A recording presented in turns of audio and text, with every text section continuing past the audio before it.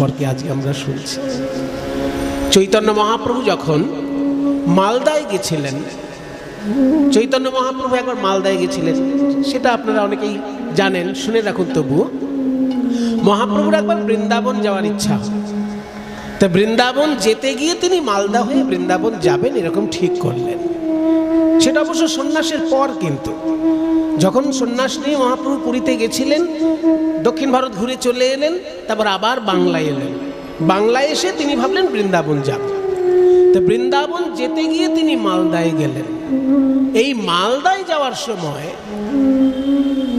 পদ্মা নদীতে একটা ঘটনা ঘটেছিল, অদ্ভুত ঘটনা। রূপ সনাতন ছিলেন সেই যুগে বাংলার প্রধানমন্ত্রী আর অর্থমন্ত্রী। তখনকার দিনে বাংলার নবাব হচ্ছেন আলাউদ্দিন হোসেন শাহ, আর তার প্রধানমন্ত্রী হচ্ছেন সনাতন, আর তার অর্থমন্ত্রী হচ্ছেন রূপ গোস্বামী। তাদেরকে কৃপা করার জন্য মহাপ্রভু তখন মালদায় গেছিলেন। মালদা তখন গোটা বাংলার রাজধানী। এখন যেমন বাংলার দুটো রাজধানী, একটা হচ্ছে কলকাতা, একটা হচ্ছে ঢাকা, কিন্তু তখন গোটা বাংলার একটাই রাজধানী, সেটা হচ্ছে মালদা। আর সেইখানে মহাপ্রভু গেছিলেন রূপ সনাতনকে কৃপা করার জন্য। সেই সময় পদ্মা নদীতে যখন মহাপ্রভু স্নান করছেন, অদ্ভুত একটা ঘটনা ঘটেছিল। পদ্মা নদীর তীরে আমার শ্রী গৌরাঙ্গ রায়, পদ্মা নদীর তীরে আমার শ্রী গৌরাঙ্গ রায়, পদ্মা নদীর তীরে আমার শ্রী গৌরাঙ্গ রায়, পদ্মা নদীর তীরে আমার শ্রী গৌরাঙ্গ রায়। ভক্তগণের সঙ্গে করি হরি গুণ গায়, ভক্তগণের সঙ্গে করি হরি গুণ গায়, ভক্তগণের সঙ্গে করি হরি গুণ গায়। হরি বল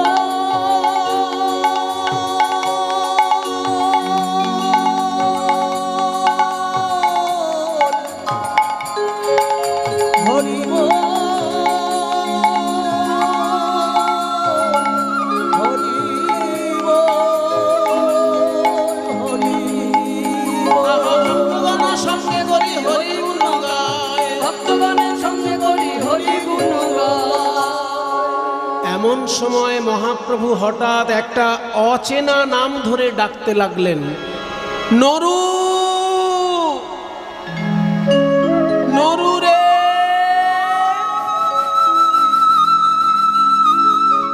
নরু।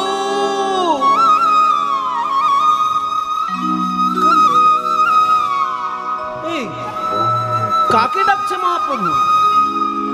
এই আমরা যারা ভক্ত, আমরা সবাইকে তো সবাই চিনি, আমাদের মধ্যে তো কারোর নাম নরু নয়, তো কার নামে ডাকছেন মহাপ্রভু? প্রভু আপনি কাকে ডাকছেন?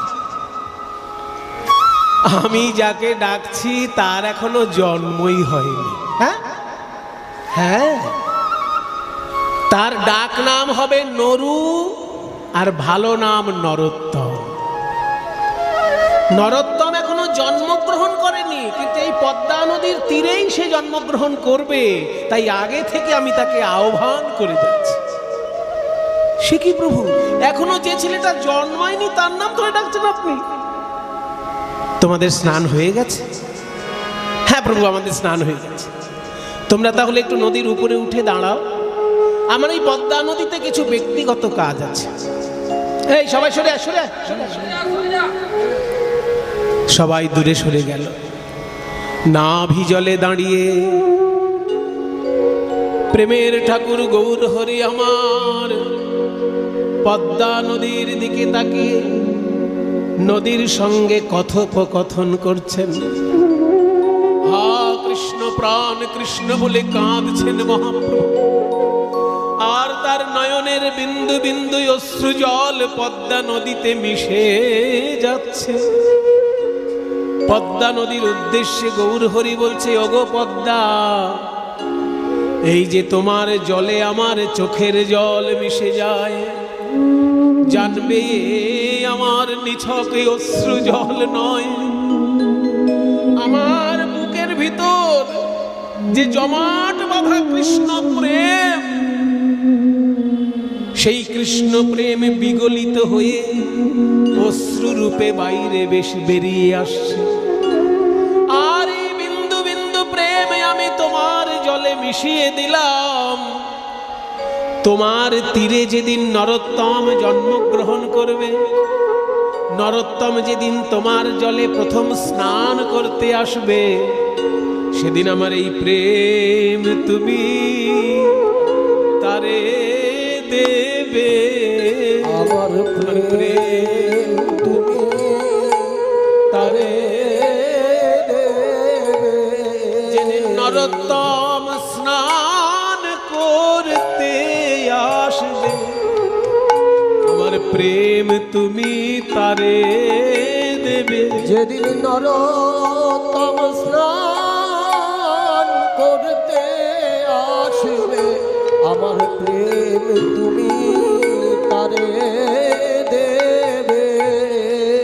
যেদিন নরোত্তম স্নান করতে আসবে তোমার জলে, আমার এই কৃষ্ণ প্রেম তাকে সমর্পণ করবে।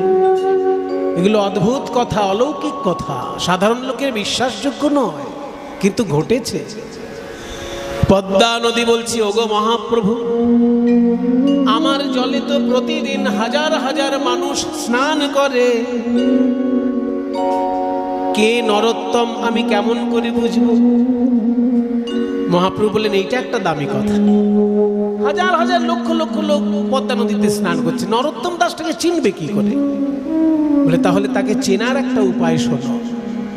নরোত্তম দাস যেদিন প্রথম তোমার জলে স্নান করতে আসবে, তার গায়ের ছোঁয়া লাগলেই তোমার জলে অজস্র তরঙ্গ সৃষ্টি হবে।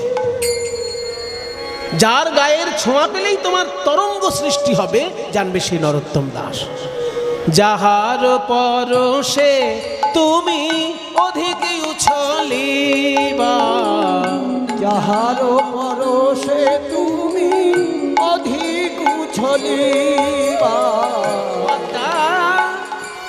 আমার এই প্রেম তুমি তাহারেই দিবা।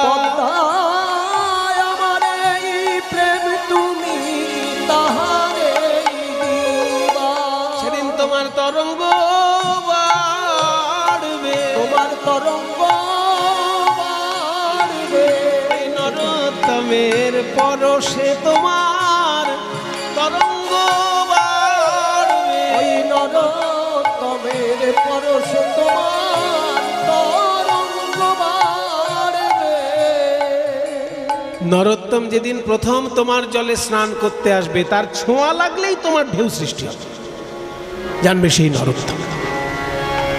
পদ্মা নদী মনে মনে ভাবছে, বাহ, কবে নরোত্তম এসে আমার জলে স্নান করবে সে তো আমি জানি না, কিন্তু যতদিন নরোত্তম না আসছে ততদিন আমি গৌর প্রেম ধনে ধনী হলাম।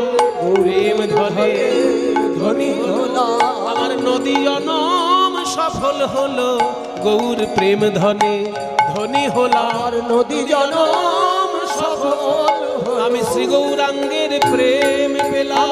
নদী জনম ধন্য হলো, গৌরাঙ্গের প্রেম পেলাম। আমার নদী জনম ধন্য হলো, গৌরের ধনে ধনী হলাম। নরোত্তম কবে আসবে জানি না, কিন্তু আমি গৌরাঙ্গ প্রেম পেয়ে তো ধন্য হলাম। তারপরে মহাপ্রভু রূপ সনাতনের সঙ্গে দেখা করেন এবং সনাতন গোস্বামী বলেন, প্রভু আপনি এই পথে বৃন্দাবনে যাবেন না, আপনি এখান থেকে ফিরে যান, পরবর্তীকালে জঙ্গলের পথে আপনি বৃন্দাবনে যাবেন। তাই পরবর্তীকালে চৈতন্য মহাপ্রভু ঝাড়খণ্ডের জঙ্গল হয়ে বৃন্দাবনে গিয়েছেন। এদিকে এই যে মহাপ্রভুর দিব্য প্রেম মিশে রইল পদ্মা নদীর জলে, ওই পদ্মা নদীর তীরেই যে রাজবাড়ি, সেই রাজা হচ্ছেন কৃষ্ণধন দত্ত, রাজশাহী জেলার রাজা তিনি। রাজশাহী জেলাটা কোথায়? যারা বাংলাদেশ এবং পশ্চিমবঙ্গের ম্যাপটা ভালো জানেন তারা একটু চিন্তা করুন। মুর্শিদাবাদ যেখানে শেষ হচ্ছে পদ্মা নদী, এপারটা জলঙ্গি, মুর্শিদাবাদের এই কোনটায় জলঙ্গি আছে না, জলঙ্গির ঠিক ওপারটা গেলেই, একটু এগিয়ে গেলেই পদ্মা নদীর পাড়েই রাজশাহী জেলা। হ্যাঁ, কাজেই রাজশাহী আর মুর্শিদাবাদ পদ্মা নদীর এপার ওপার বলতে পারেন। তা সেই রাজশাহীর রাজা ছিলেন কৃষ্ণধন দত্ত, তার পুত্ররূপে জন্মগ্রহণ করলেন এই নরোত্তম। রাজশাহী জেলায় আছে খেতুরি গ্রাম, রাজশাহী জেলায় আছে খেতুরি গ্রাম। কি অপূর্ব শোভা তার অতি মনোরম, কি অপূর্ব শোভা তার অতি মনোরম। নরোত্তম জন্মিলেন, ঠাকুর নরোত্তম জন্মিলেন কৃষ্ণ ধনের ঘরে। ঠাকুর নরোত্তম জন্মিলেন কৃষ্ণ ধনের ঘরে। মহাভাগ্যবতী নারায়ণীর উদরে, মহাভাগ্যবতী নারায়ণীর উদরে। কৃষ্ণধন দত্ত মহাশয়ের স্ত্রীর নাম নারায়ণী দেবী। রানী মা নারায়ণী দেবীর গর্ভে জন্মগ্রহণ করল নরোত্তম, রাজপুত্র নরোত্তম।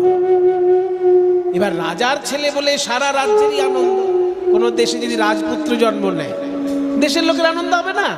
অনেক লোক দেখতে গেছে রাজপুত্র, তা আমাদের পাড়া থেকে ইনি গেছিলেন। এনাকে জিজ্ঞেস করি কেমন হয়েছে।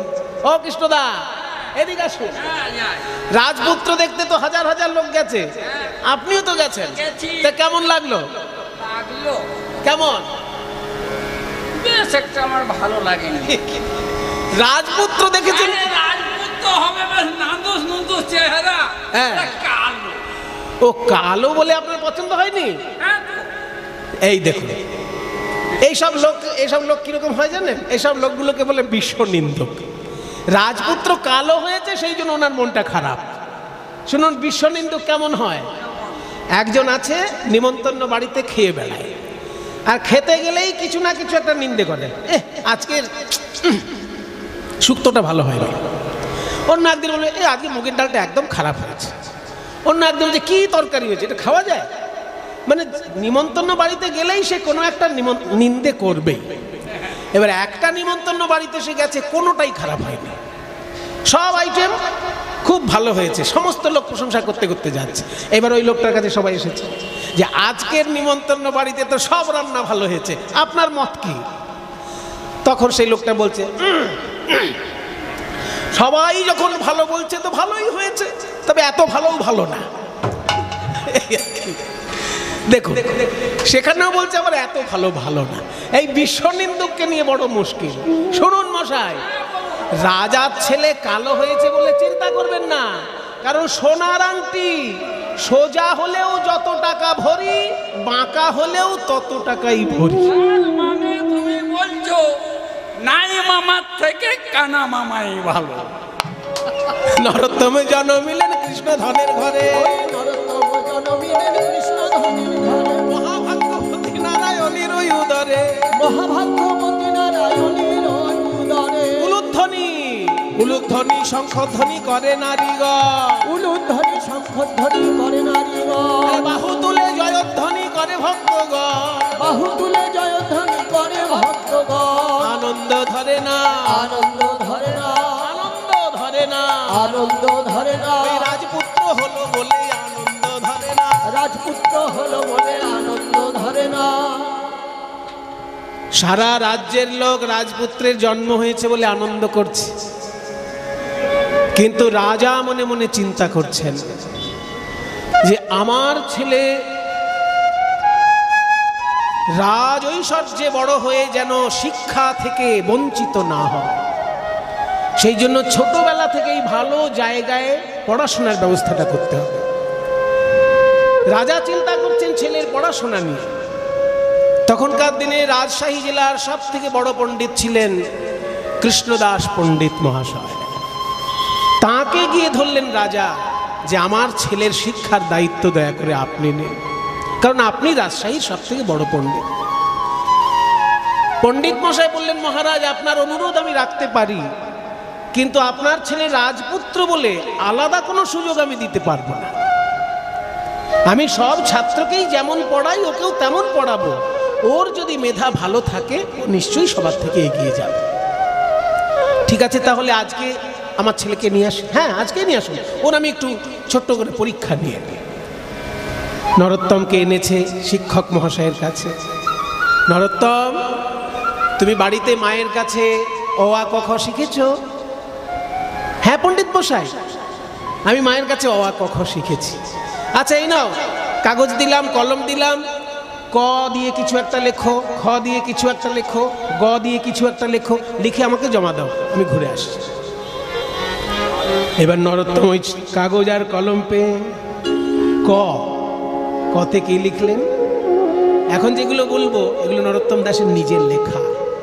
কয়ে কলিযুগে শ্রীকৃষ্ণ চৈতন্য অবতার, কলিযুগে শ্রীকৃষ্ণ চৈতন্য অবতার।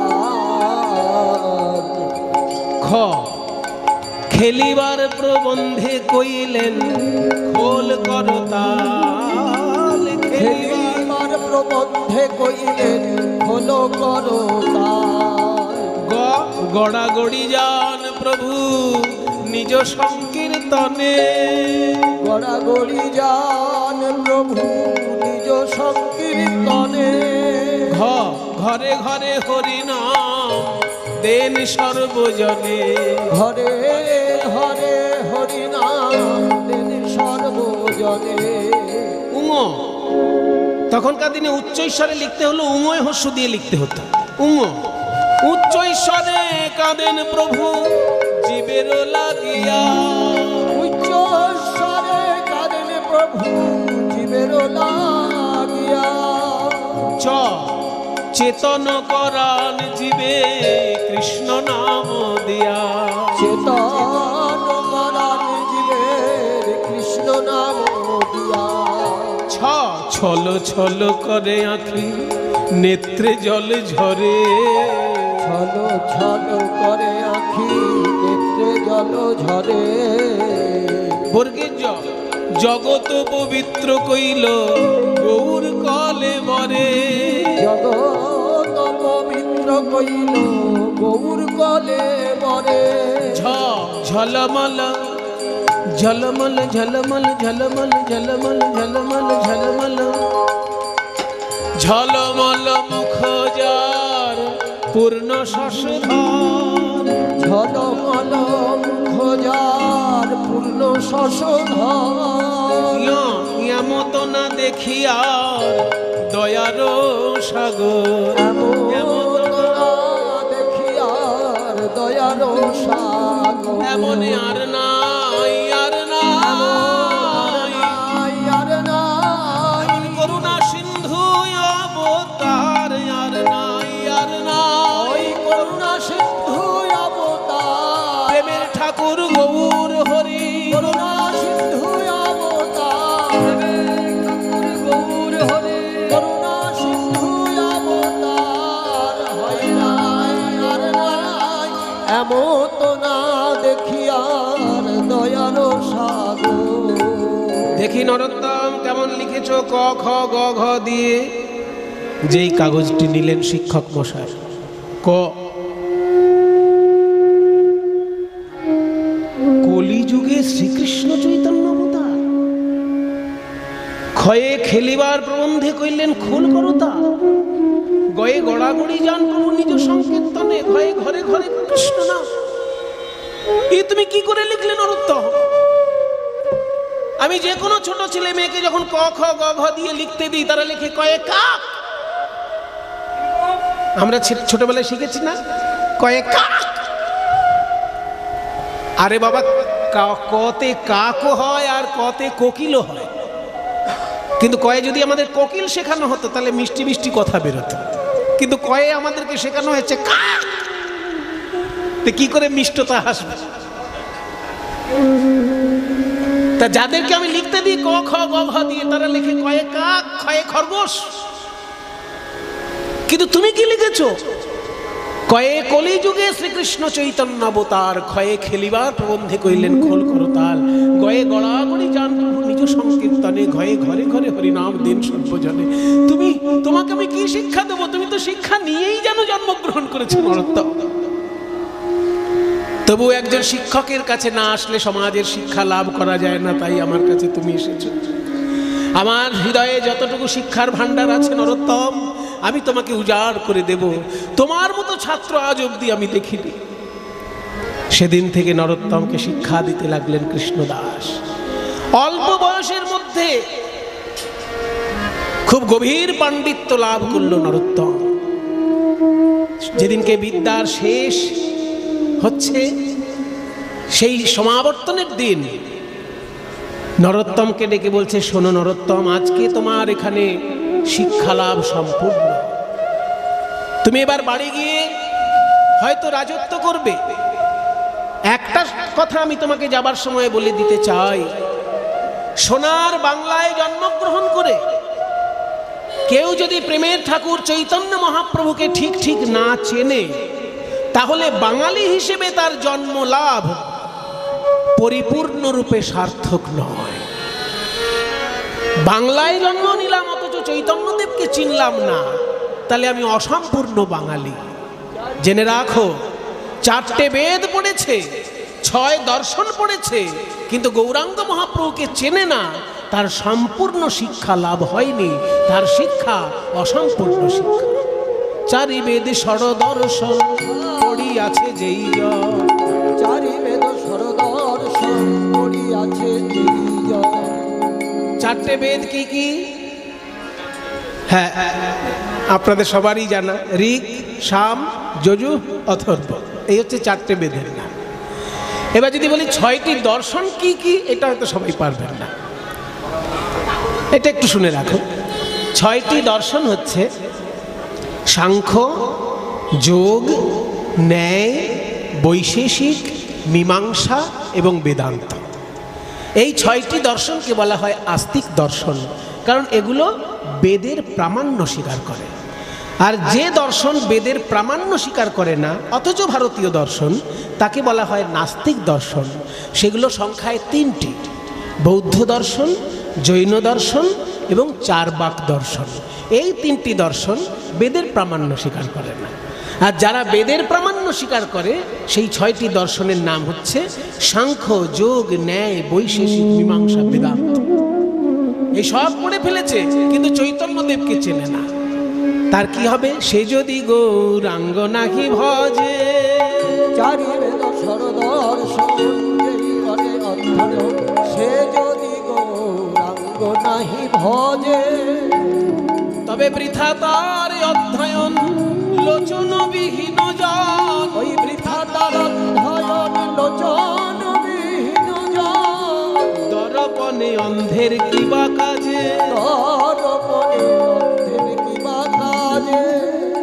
আরে বাবা, যে চোখে ভালো করে দেখতেই পায় না, সে একটা দামি আয়না কিনে কি করবে? তেমনি বাংলায় জন্ম নিয়ে যে চৈতন্যদেবকে চিনল না, সে 6টি দর্শন পড়ে কি তার শিক্ষা সম্পূর্ণ হবে? বরং আমি বলি, নরোত্তম শোনো, বেদ বিদ্যা দুই কিছু নাহি জানই। কিছু নাহি জানো, সে যদি গৌরাঙ্গ করে যদি গৌরাঙ্গ করে তবে নয়নানন্দেতে ভনে, সেই তো সকলই জানে। নয়নানন্দেতে ভনে, সেই তো সকলই জানে। সর্বসিদ্ধি কর তলে তার, সর্বসিদ্ধি কর তলে তার। শুনে নাও, আমার গৌর জানলে সব জানা হলো, আমার গৌর জানলে সব জানা হলো। শাস্ত্র জানলে জানা হলো, জানা হলো। শাস্ত্র জানলে জানা হলো, গৌর জানলে সব জানা হলো। শাস্ত্র জানলে জানা হলো, আমার গৌর জানলেই জানা হলো। শাস্ত্র জানলে জানা হলো, গৌর জানলে জানা হলো। শাস্ত্র জানলে জানা হলো, আর গৌর জানলে সব জানা। ওই সর্বসিদ্ধি কর তলে তার, সর্বসিদ্ধি কর তলে তার। এই কথাটা যদি কোনো শিক্ষক মহাশয় তার ছাত্রকে জানিয়ে দেয়, তাহলে তো সে চৈতন্যদেব সম্পর্কে খবর নেবেই একটু। কিন্তু আমরা কজন শিক্ষককে এরকম দেখি বলুন, যে ছাত্রদেরকে সচেতন করে বাংলার বিশুদ্ধ প্রেমভক্তির আন্দোলন সম্পর্কে ছাত্রছাত্রীকে যে সচেতন করা, সেটাও তো শিক্ষকের দায়িত্বের মধ্যে পড়ে। নরোত্তমের শিক্ষক সেই কাজটি করে দিয়েছেন। এবার নরোত্তম বাড়িতে এসে যখন বাবা মাকে প্রণাম করছে, বাবা আশীর্বাদ করছেন, বলছেন, বল নরোত্তম, তুই কি চাস? পণ্ডিত মশাই বলেছেন তোর মতন ছাত্র তার আর দ্বিতীয়টি নেই। এই কথা শুনে আমি খুব খুশি হয়েছি। তুই যা চাইবি আমি তাই দেব, বল তোর কি চাই? নরোত্তম বলছে, বাবা আমি একটা জিনিস চাইবো, দেবে? হ্যাঁ বল, দেব তো। আমি একটু পদ্মা নদীতে স্নান করতে যাব। হ্যাঁ, সামান্য ব্যাপার। কেন স্নান করতে কেন যাবি?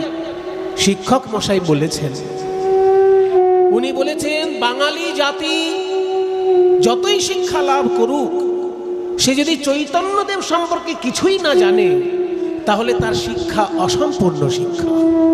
কারণ বাংলায় জন্ম নিয়ে চৈতন্যদেব সম্পর্কে কিছু জানে না, তার শিক্ষা যতই শিক্ষিত হোক সে অসম্পূর্ণ শিক্ষা তার। আমি তাই বলেছি শিক্ষক মহাশয়কে যে তাহলে চৈতন্যদেবের কৃপা কি করে পাবো? চৈতন্যদেব বললেন, কৃপা পাবার সহজ একটা উপায় বলতে পারি। এই রাজশাহী যেখানে শেষ হচ্ছে সেখানে পদ্মা নদী।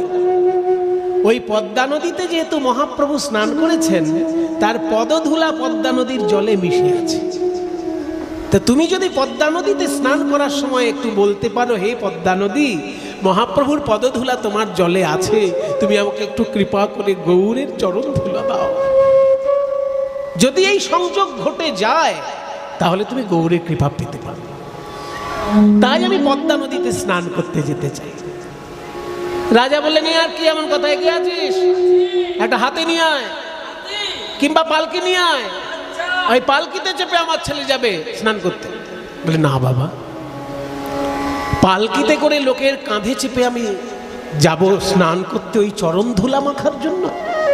না। তাহলে কি ঘোড়ায় যাবি? না, ঘোড়ায় যাবি। হেঁটে? না, হেঁটেও যাবো না। তো যাবি কি করে? যাব কি করে?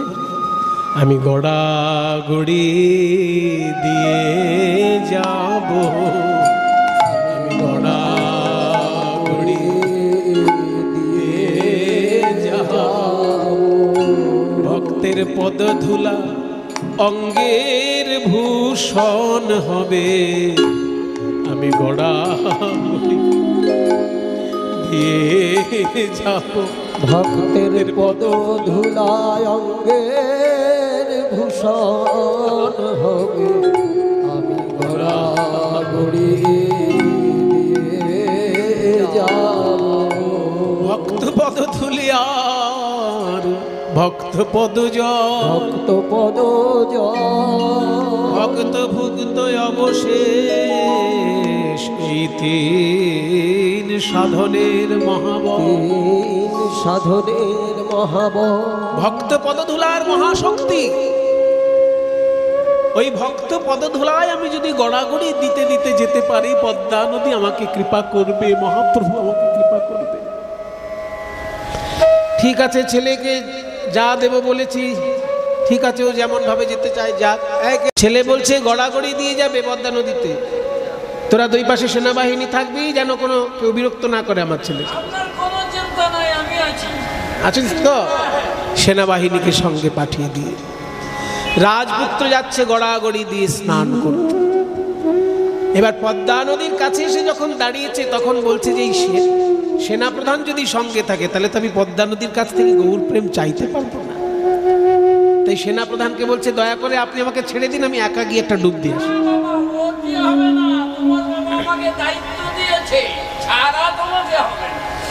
ছাড়বেন না? তাহলে আমি কি করবো জানেন? আপনি যদি আমাকে ধরে নিয়ে গিয়ে স্নান করান, আমি বাবাকে গিয়ে বলবো এই লোকটা আমাকে ডুবাতে চেয়েছে।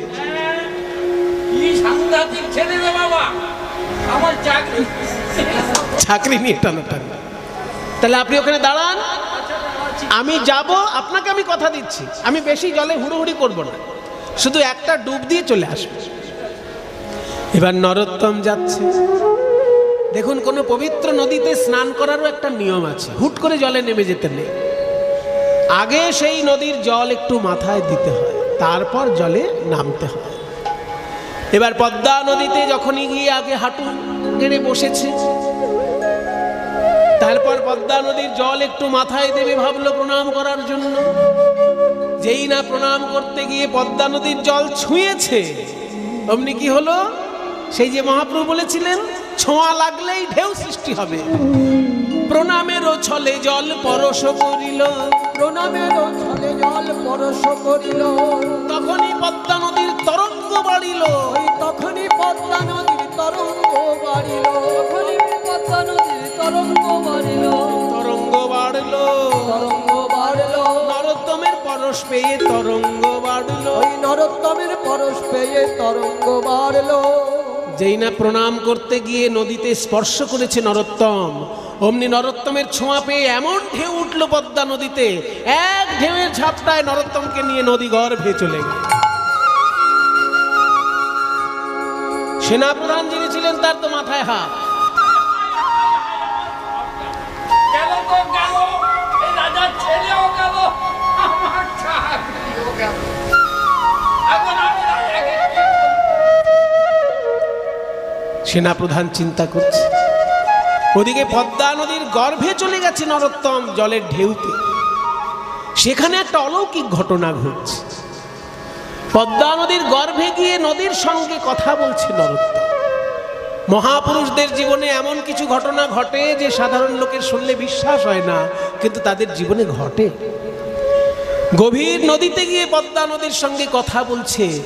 নরোত্তম দেখছে গভীর নদীতে এক দেবী বসে আছেন। কে মা আপনি? আমি পদ্মা নদী। হ্যাঁ, আপনি কথা বলেন? সবার সঙ্গে বলি না নরোত্তম, তোমার মতো ভাগ্যবান যদি কেউ থাকে তার সঙ্গে বলি। মা পদ্মা, আমার শিক্ষক বলেছেন চৈতন্য মহাপ্রভু আপনার জলে স্নান করেছেন, তার পদধূলি আপনার জলে আছে। দয়া করে আমাকে সেই একটু গৌরাঙ্গ পদধূলি দিন, আমার জীবন ধন্য হবে।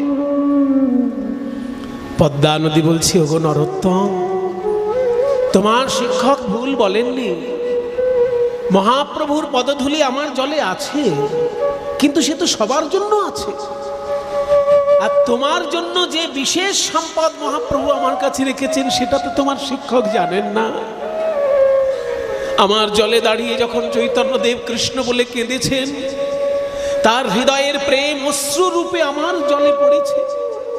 তার সেই প্রেম আমি সঞ্চিত রেখেছি। তিনি বলেছেন তুমি আসলে তোমাকে সেই প্রেম সমর্পণ করে দিতে। তাই ওরে নরোত্তম, আয় আমার কাছে, আয় আমার কোলে বস। এতদিন আমি যে গৌরাঙ্গ প্রেমের হৃদয়ে ধারণ করেছিলাম, সেই প্রেম আজকে আমি তোকে দান করব। এতদিন আমি ছিলাম গৌরাঙ্গ প্রেম ধনে ধনী, সেই প্রেম তোকে সমর্পণ করে আজ হতে আমি হলাম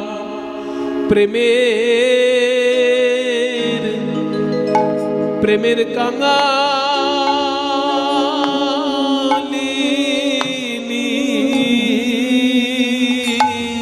আমি হলাম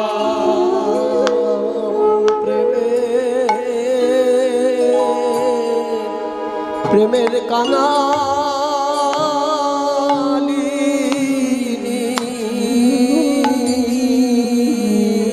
আমি এতদিন ছিলাম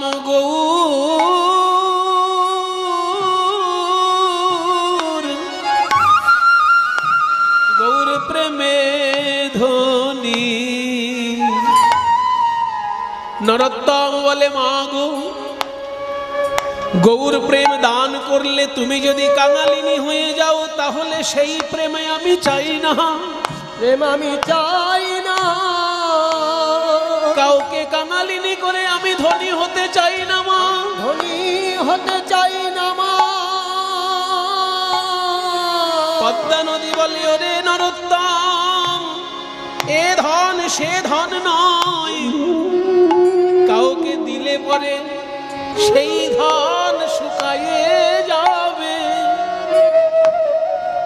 গুরু যখন শিষ্যকে দীক্ষা দেয়, তখন গুরুদেব তার হৃদয় হতে প্রেম ভক্তি শিষ্যকে সমর্পণ করে। তাতে কি গুরুদেবের প্রেম ভক্তি কমে যায়? তাই গৌরাঙ্গের প্রেমে আমি তোকে দান করছি বটে, কিন্তু আমি কেন কাঁদছি জানিস? বৈষ্ণব জগতের এই তো স্বভাব, প্রেমে পূর্ণ হয়েও মানে অভাব। অভাব না থাকলে তো কাঁদা যায় না। প্রেমে পূর্ণ হয়ে মানে অভাব। অভাব না থাকলে তো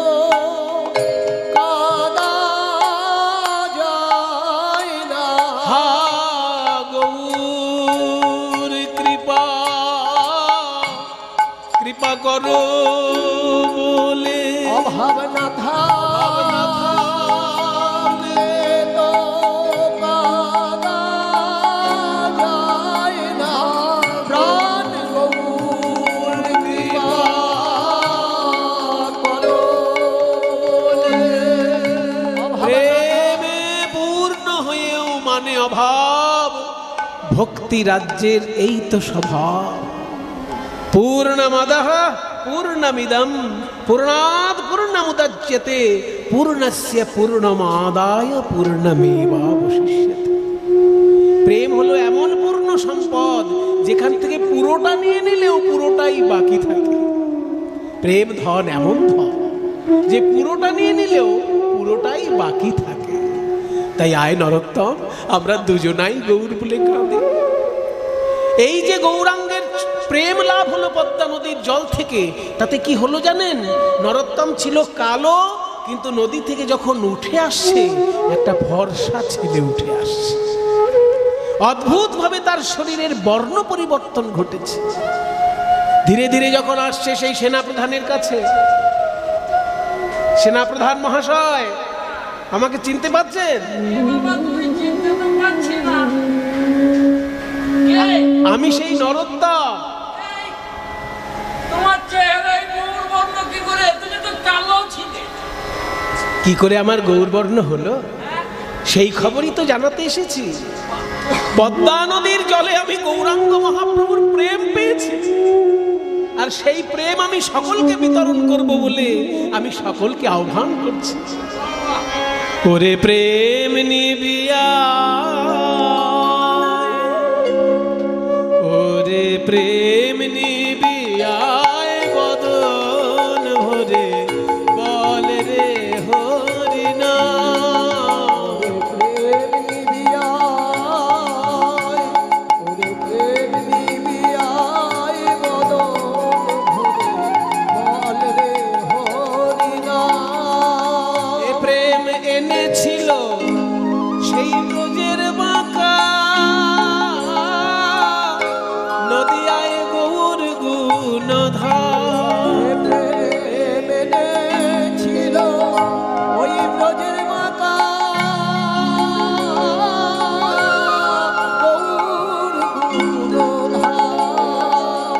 প্রেম নিবিয়ায়, ওরে প্রেম নিবিয়ায় বদন ভরে বল রে হরি নাম। দুটি বাহু তুলে নাচো হরি বলে, দুটি বাহু তুলে নাচো হরি বলে। এই হরি নামে পূর্ণ হবে সকল মনস্কাম। এই হরি নামে পূর্ণ হবে সকল মনস্কাম। ওরে প্রেম নিবিয়ায়, ওরে প্রেম নিবিয়ায় বদন ভরে বল রে হরি নাম। একবার বল রে হরি নাম, একবার বল রে হরি নাম। তোমরা গাও রে আনন্দ ভরে, হরে কৃষ্ণ রাম। মুখে হরে কৃষ্ণ হরে রাম বলো অবিরাম। রাজা কৃষ্ণধন দত্ত দেখলেন আমার যে ছেলে স্নান করতে গেল সেই ছেলে তো ফিরে এলো না। উচ্চ শিক্ষিত এক ছেলে গেল স্নান করতে, কিন্তু যে এসেছে তো তাকে তো দেখে মনে হচ্ছে ভাব গম্ভীর কোনো মুনি ঋষি। এই কটা দিন আমার ঘরে থাকবে কে জানে। যে কদিন আমার ঘরে থাকে সেই কদিনই আমি পুত্রবদন দর্শন করে আনন্দে থাকে। সত্যিই নরোত্তমের ঘরে থাকা হলো না, কারণ কিছুদিনের মধ্যে স্বয়ং নিত্যানন্দ প্রভু স্বপ্ন দিলেন। স্বপ্নে দেখা দিয়ে বললেন, নরোত্তম, পদ্মা নদীর কাছে গিয়ে তুমি চৈতন্যদেবের প্রেম পেয়েছো, এ সৌভাগ্য ভূমণ্ডলে কারোর জীবনে ঘটেনি। এত বড় ভাগ্য যখন পেয়েছো তুমি যাও, মধুময় বৃন্দাবনে যাও। এই বিশুদ্ধ প্রেমের লীলাভূমি সেই বৃন্দাবন, সেখানে গেলে তোমার আধ্যাত্মিক জীবন পরিপূর্ণতা লাভ করবে।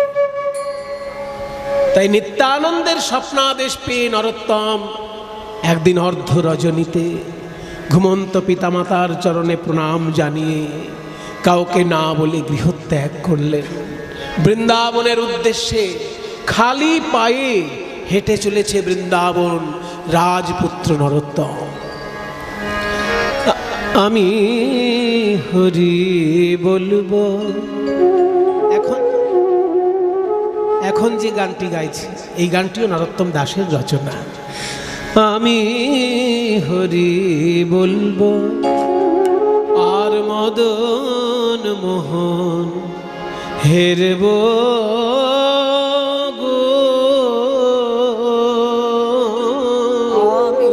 আমি হরি বলবো আর মদন মোহন হেরব আমি হরি বলবো। আমি এইভাবে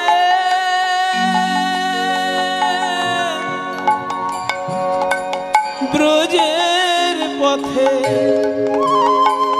চলব গো,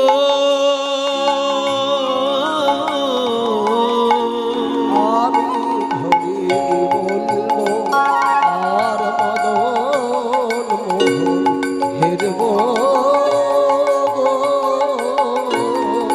আমি হরি বলবো। আমি যাব গো ব্রজেন্দ্রপুর, হব গো গোপিকার নূপুর। আমি যাব গো ব্রজেন্দ্রপুর, হব গো গোপিকার নূপুর। তাদের চরণে মধুর মধুর, তাদের চরণে মধুর মধুর বাজব গো, আমি হরি বলবো আর মদন মোহন হেরব গো, আমি হরি বলবো আর মদন মোহন হেরব। একদিন দুদিন তিন দিন একটানা ছুটতে ছুটতে কোনো একটি গ্রামে নরোত্তম হয়ে গেলেন অচৈতন্য।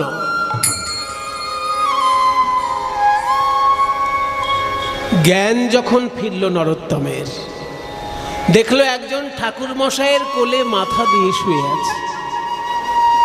কোনো একজন ব্রাহ্মণ নরোত্তমের মাথাটা কোলের উপর নিয়ে মাথায় হাত বুলাচ্ছে। নরোত্তম, ওঠো নরোত্তম, তুমি আমাদের গ্রামে অজ্ঞান হয়ে পড়েছিলে, তাই আমি তোমাকে চেতন ঘটালাম। এই যে একটু গরম দুধ, এই দুধটুকু খাও, তারপর তুমি আবার যাও। কে আপনি ঠাকুর মশাই? আমি এই গ্রামেরই ব্রাহ্মণ একজন। না না, আমি দুধ খাবো না, আমি বৃন্দাবন যাব। আরে বাবা, বৃন্দাবন কি আর পালিয়ে যাচ্ছে? তুমি 3 দিন ধরে কিছু খাওনি, রাজপুত্র হয়ে বৃন্দাবনে চলেছ, আপনি জানলেন কি করে? আমি জ্যোতিষী মানুষ, আমি দেখলেই বলতে পারি সবকিছু। তুমি রাজার পুত্র, কিন্তু তোমার ভিতরে এত বৈরাগ্য যে তুমি বৃন্দাবনে পায়ে হেঁটে চলেছ। কিন্তু শরীর তোমার টিকবে, তবে তো তুমি বৃন্দাবন যাবে।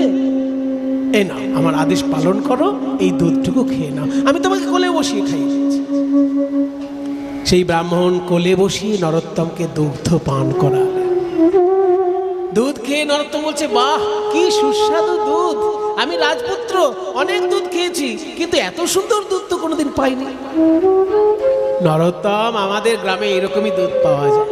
ঠিক আছে, আর আমি তোমাকে আটকাবো না, তুমি বৃন্দাবনের পথে যাও। বৃন্দাবনে রাখাল মেলা, সঙ্গেতে বিনোদ খেলা। বৃন্দাবনের রাখাল মেলা, সঙ্গেতে বিনোদ খেলা। কবে তাদের চরণের ধুলা মাখবো গো, কবে তাদের চরণের ধুলা মাখবো। আমি হরি বলবো আর মদন মোহন হেরবো। আমি হরি বলবো। আবার স্বপ্ন দেখলেন নরোত্তম। এইবার স্বপ্নে দেখা দিলেন রূপ সনাতন। দেখা দিয়ে বলছেন, নরোত্তম, বৃন্দাবনে গেলে তুমি আমাদেরকে দেখতে পাবে না, তাই আমরা তোমাকে দেখা দিতে এসেছি, আর একটা কথা জানাতে এসেছি। দুদিন আগে যে একজন ব্রাহ্মণ তোমাকে কোলে বসিয়ে দুধ খাওয়ালেন, ওই ব্রাহ্মণ যে সে নয়, উনি আমাদের সকলের প্রাণের দেবতা, প্রেমের ঠাকুর চৈতন্য মহাপ্রভু। হে প্রভু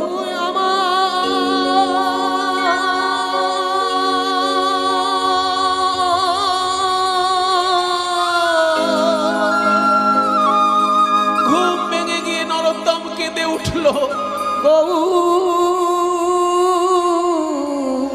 মহাপ্রভু আমাকে দুগ্ধ পান করিয়ে গেলেন সন্তান জ্ঞানে, আর আমি তার চরণ দুটো জড়িয়ে ধরলাম।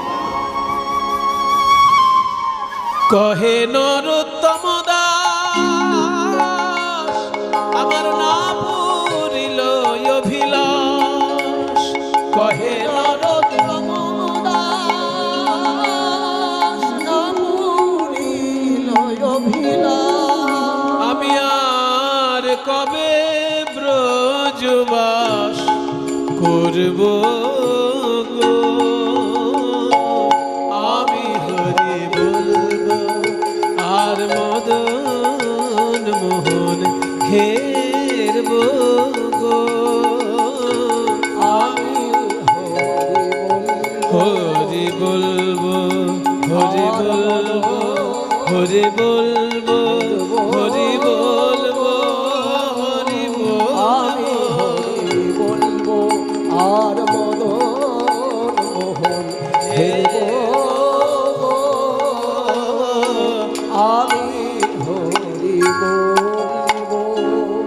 বৃন্দাবনে পৌঁছে গেলেন নরোত্তম। বৃন্দাবন ধাম কি, রাধা রানী কি, নিজ নিজ শ্রী গুরু মহারাজ কি। নরোত্তম এসেছেন বৃন্দাবন। সেই যুগে বৃন্দাবনের সর্বশ্রেষ্ঠ আচার্য ছিলেন জীব গোস্বামী পাদ। ওই রকম পণ্ডিত সেই যুগে ভূভাবতে নেই। তার কাছে শরণাপন্ন হলেন, জীব গোস্বামী পাদ আমায় কৃপা করুন। জীব গোস্বামী বললেন, নরোত্তম, আমি শুনেছি তুমি বাংলার এক রাজার পুত্র, তো বৃন্দাবনে তুমি কেন এসেছো? আমি বৃন্দাবনে এসেছি গোপী ভাবের সাধনা করার জন্য। বাহ, কিন্তু আমি তো তোমাকে দীক্ষা দিতে পারবো না নরোত্তম, কারণ যতদূর আমি শুনেছি তোমার কাছে যে আমার দুই জ্যাঠামণি সনাতন গোস্বামী এবং রূপ গোস্বামী, তারা তোমাকে স্বপ্নে দর্শন দিয়েছেন। তা তাদের কৃপা যখন তুমি আগে পেয়েছো, আমি তোমাকে দীক্ষা দিলে ঘোড়া ডিঙিয়ে ঘাস খাওয়া হয়ে যাবে। তাই রূপ সনাতনের সমকক্ষ কোনো বৈষ্ণব আচার্যের কাছে তোমায় দীক্ষা নিতে হবে। তারপর রূপ গোস্বামী আমার গুরুদেব, তিনি শুধু আমার জ্যাঠা নয়, আমার গুরু। তাই আমি তো তোমায় দীক্ষা দিতে পারবো না। রূপ সনাতনের সমকক্ষ একজন বৈষ্ণব এখন বৃন্দাবনে আছেন, তার নাম লোকনাথ গোস্বামী। এই লোকনাথ গোস্বামী আর লোকনাথ বাবা কিন্তু এক নয়, দুজন আলাদা মহাপুরুষ। তাই লোকনাথ গোস্বামীর চরণে তুমি আশ্রিত হও। নরোত্তম গিয়ে লোকনাথ গোস্বামীর চরণে পতিত হল। লোকনাথ বললেন, দেখো নরোত্তম, সহজ কথা সহজ করেই বলা ভালো। আমি আজ অবধি কাউকে দীক্ষা দিইনি, আর আজকেও আমি বলছি কাউকে দীক্ষা দেব না। তোমায় আমি দীক্ষা দিতে পারবো না, কারণ আমার সংকল্প আমি কাউকে দীক্ষা দেব না। তুমি এই দীক্ষার ব্যাপারে আর আমাকে কখনো পীড়াপিড়ি করবে না। নরোত্তম মনে মনে চিন্তা করল, আমি যদি এই শ্রী গুরুদেবের চরণে শরণাপন্ন হই, আমি চেষ্টা করব এই গুরুদেবের এমন সেবা করার, উনি যদি আমাকে দীক্ষা দেন ভালো কথা, যদি না দেন আমি পরজন্মে ওনার জন্য অপেক্ষা করব, তবু অন্য কারোর কাছে আমি আর যাব না। এই যে তাকে গুরু পদে বরণ করে নিল, এবার লুকিয়ে লুকিয়ে কি করতে লাগলো? নরোত্তম লুকিয়ে লুকিয়ে গুরু সেবা করছে। কিরকম? গুরুদেব যে বাগানের ফুল তুলে আনেন কৃষ্ণ সেবার জন্য, সেই বাগান থেকে আগে থেকে ফুল এনে গুরুদেবের মন্দিরে রেখে দেন। তুলসী পাতা আগে থেকে তুলে এনে গুরুদেব যাতে পুজো করতে পারে সুবিধে করে দেন। গুরুদেবের কাপড় চোপড় ধুয়ে মুছে কেচে পরিষ্কার করে ঝুলিয়ে রাখেন। ওনার অজান্তেই ওনার সেবা করে চলেছে। এবার লোকনাথ তো বুঝতে পারছে না কে করছে, সেই জন্য তিনি বিরক্ত হচ্ছেন, কারণ কারোর কাছে তিনি সেবা চান না, কিন্তু নরোত্তম সেবা করেই চলেছে। একদিনকে খেয়াল করলো একটা গুরুত্বপূর্ণ ব্যাপার, একটু আসতে। নরোত্তম একটা বিষয় খেয়াল করলো, লোকনাথ গোস্বামী পাদ যখন বাহ্যে গমন করেন, সূর্য ওঠার আগে উনি বাইরে যান, তারপর স্নান টান করে আহ্নিকে বসে যান। কিন্তু যেহেতু সূর্য ওঠার আগে উনি বাহ্যে যান, সেই জন্য কোনো কোনো দিন হয়তো মলের উপরে পা পড়ে যায়, গাটা ঘিন ঘিন করতে থাকে, আবার যমুনায় স্নান করে এসে আবার বাহ্যে যান, আবার যমুনায় স্নান করেন। এই অবস্থা দেখে নরোত্তম মনে মনে ভাবলো, বয়স্ক মানুষ এরকম ভোরবেলায় মাঝে মাঝে দুবার তিনবার স্নান করতে হচ্ছে, এটা তো ঠিক না। তাই নরোত্তম খেয়াল করলো যেটা, যে লোকনাথ গোস্বামী যখনই মলত্যাগ করছেন কোথাও, লোকনাথ গোস্বামী চলে যাবার পরেই নরোত্তম নিজে এসে সেই বিষ্ঠা পরিষ্কার করে দিচ্ছে, যাতে পরের দিন গুরুদেব এসে তার পাটা এখানে পড়ে না যায়। এবং এটা একদিন নয়, দিনের পর দিন যখন এই সেবা করছে, একদিনকে লোকনাথ গোস্বামী খেয়াল করলো যে আমি তো আগে মাঝে মাঝে আমার ময়লার উপরে পা পড়ে যেত, কিন্তু এখন তো আমার সেরকম হয় না, তাহলে এইটা কেউ কি পরিষ্কার করছে? আর যদি আমার বিষ্ঠা শৃগাল করে ভক্ষণ করে, এরকম পরিষ্কার করে তো দেওয়া থাকবে না। একদিনকে লোকনাথ গোস্বামী গাছের আড়াল থেকে খেয়াল করলেন, যখন বাহ্যে যাবার পর স্নান টান করে এসে আড়ালে দাঁড়িয়ে রয়েছেন গাছের আড়ালে, সেই সময় দেখলো নরোত্তম এসে তার বিষ্ঠা নিজ হাতে পরিষ্কার করছে। দূর থেকে লোকনাথ গোস্বামী আর থাকতে পারলেন না, নরোত্তমের কাছে গিয়ে তাকে জড়িয়ে ধরলেন। ওরে নরোত্তম, শিষ্যের কাছে যাতে সেবা নিতে না হয় সেই জন্য আমি কাউকে দীক্ষা দিই না। আমি যদি কাউকে দীক্ষা দিই, সে আমার সেবা করবে, আর সেবা করলে আমি তার কাছে ঋণী হয়ে যাব, এই ভয়ে আমি কাউকে দীক্ষা দিই না। আর তুই আমার কাছে দীক্ষা না নিয়েই আমার সেবা করছিস, এমনকি বিষ্ঠা পরিষ্কার করছিস, আমি তো তোর কাছে এমনিই ঋণী হয়ে গেলাম নরোত্তম। তুই যে আমায় জন্মে জন্মে ঋণী কইলি, আমায় জন্মে জন্মে জন্মে আমায় ঋণী করলি,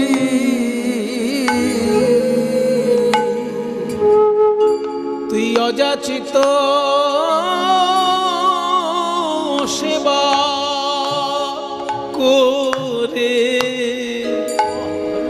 আমায় জন্মে জন্মে। চিন্তা করা যায় বাবা? নরোত্তমের ভাব আর আমরা ভাবতে পারবো? যদি কোনো ধনী মানুষ কারোর কাছে দীক্ষা নিতে চায়, সে যদি গুরু দীক্ষা না দেয়, সেই ধনী লোকটা কি ভাববে? বয়ে গেছে এনার কাছে আমার দীক্ষা নেওয়া, আমি যদি ওনার কাছে দীক্ষা নিই ওনারই কপাল ভালো, কারণ আমার থেকে মোটা দক্ষিণা পাবে। সাধারণ লোক এই ভাববে কিনা?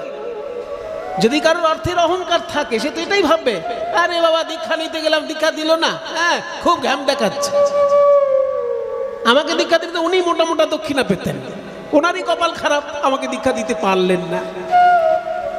কিন্তু নরোত্তম সে কথা বলছেন।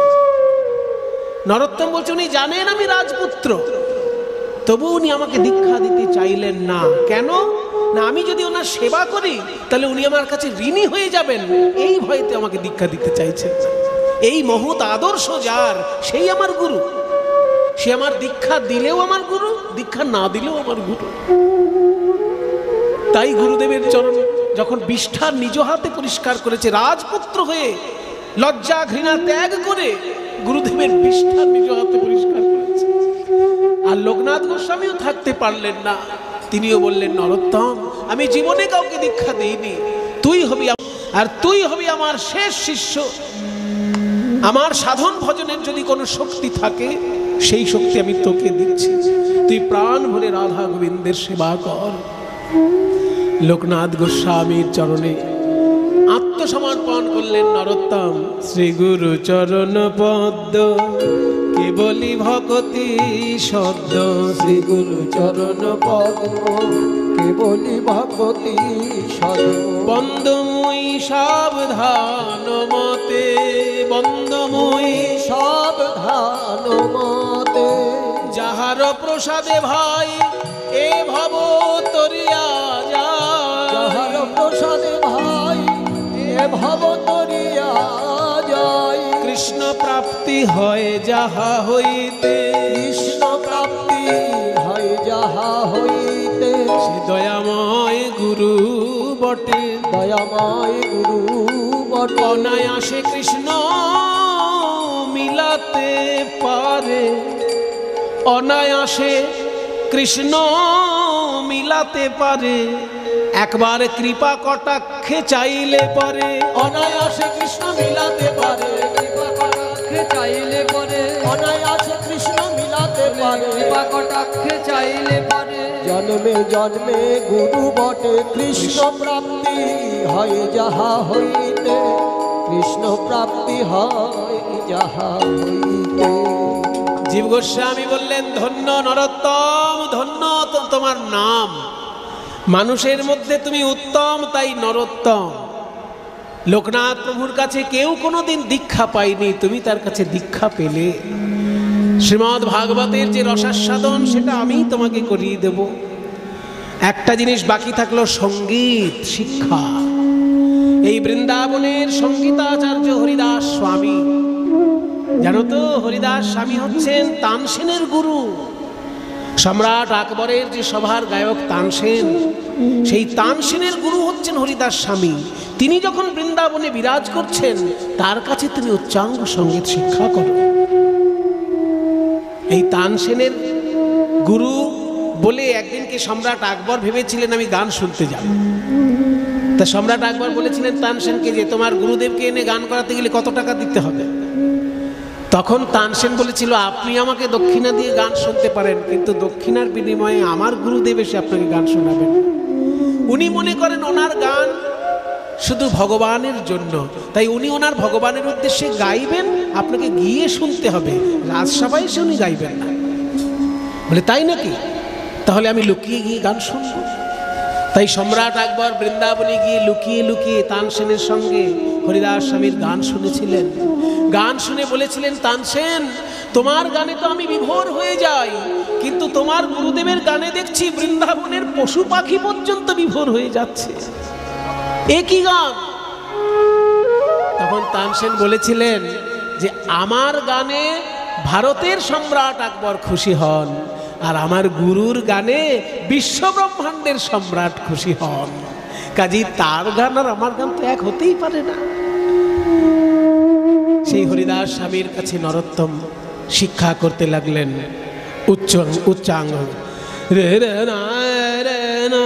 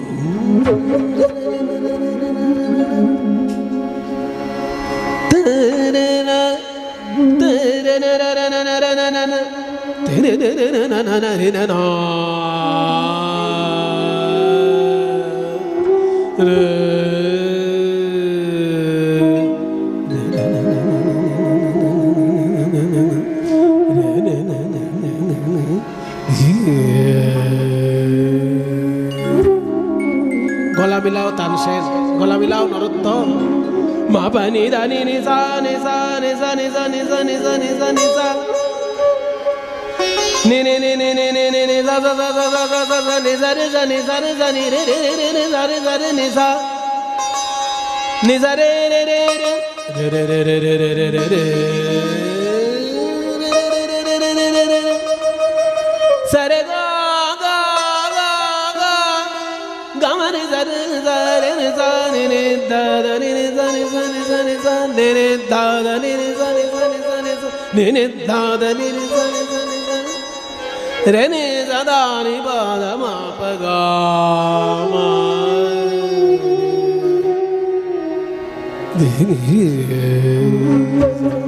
बरसे बदनिया झिमी झिमी बरसे बदनिया झिमी झिमी बरसे बदनिया बरसे बदनिया ननी ननी बुनिया में हाँ बरस ननी ननी बुनिया में हाँ बरस ननी ननी बुनिया में हाँ बुनिया दुनिया में हमारा से निठुर शाम अब नहीं आवे निठुर शाम अब नहीं आवे अब नहीं आवे नहीं आवे नहीं आवे बरसे बदन यारी मिजी में बरसे बदन यारी मिजी में बरसे बदन na der der der ta na na na dream ta na der na na der der der ta na na na dream ta na na na na na der der ta re to da ni tu ta der na na der der ta na na na dream ta na na na na diye de ta na na diye de ta na na diye de ta na na na der der ta re to da ne dream na der der ta re to da dream na der der ta re to da ne dream ta na na na na na na na barase bada diyari barase bada diyari barase bada barase bada barase bada Haridas স্বামীর কাছে উচ্চাঙ্গ সঙ্গীত শিক্ষা করছেন নরোত্তম। সেই সময় ছিল বৈষ্ণব জগতের স্বর্ণযুগ। গানে সুর দিচ্ছেন ওদিকে বৃন্দাবনে বসে নরোত্তম, আর বাংলা থেকে সুন্দর সুন্দর পদ লিখে পাঠাচ্ছেন গোবিন্দ দাস। আমাদের যুগের যেমন সর্বশ্রেষ্ঠ কবি রবীন্দ্রনাথ ঠাকুর, আধুনিক যুগের রবীন্দ্রনাথ ঠাকুর সর্বশ্রেষ্ঠ কবি, তেমনি মধ্যযুগের পদাবলী সাহিত্যের সর্বশ্রেষ্ঠ কবি হচ্ছেন গোবিন্দ দাস। তিনি তখন বর্ধমান জেলায় শ্রীখণ্ডে মামাবাড়িতে তিনি মানুষ হয়েছেন, বর্ধমান জেলায় শ্রীখণ্ডে। সেইখান থেকে এত উচ্চ মানের পদাবলী লিখে পাঠাচ্ছেন বৃন্দাবনে, জীব গোস্বামী থাকতে না পেরে চিঠিতে আশীর্বাদ পাঠাচ্ছেন। সেরকমই একটি পদ এসেছে, নরোত্তমকে দেখালেন, এই দেখো বাংলা থেকে পদ পাঠিয়েছে গোবিন্দ দাস। নীল রতন কি নবঘন ঘটা, নখিল নখিল নয় সেনা অঙ্গের ছটা। মানে গোবিন্দের মুখমণ্ডল যেন এত সুন্দর দেখতে, নীল নীল রত্ন নাকি কালো মেঘের ঘন ঘটা, বুঝতে পারছি না রূপটা কিসের সঙ্গে তুলনা করব। নীল রত্ন কিয়ে কিয়ে মানে নাকি, নব ঘন ঘটা নতুন মেঘের ঘন ঘটা, নখিলে নখিল নয় দেখেও যেন দেখা শেষ হয় না, সেনা অঙ্গের ছটা, সেই গোবিন্দের অঙ্গের ছটা। এমন এই পদ নরোত্তম সুর দিচ্ছেন, ওদিকে উচ্চাঙ্গ সঙ্গীত শিখেছেন, এদিকে মহাপ্রভুর প্রেম আছে হৃদয়ে, আর এদিকে গোবিন্দ দাসের পদ, তার মধ্যে যে সুর আরোপ করলেন সেটাই গরানহাটি কীর্তন। অনেক পদ আছে, আমি এইটাই আপনাদেরকে একটুখানি শোনাচ্ছি। তিয়ট তাল মল্লার রাগ, তাল তিয়ট মল্লার রাগ, নীল ও রতন কি নবঘন ঘটা, মধ্যলয়ের গান।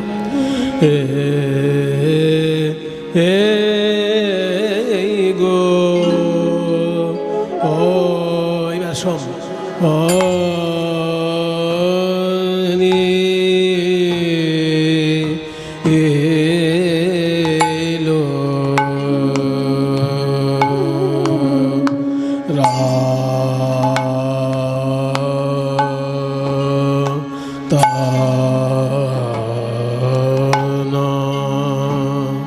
নীল রতন কে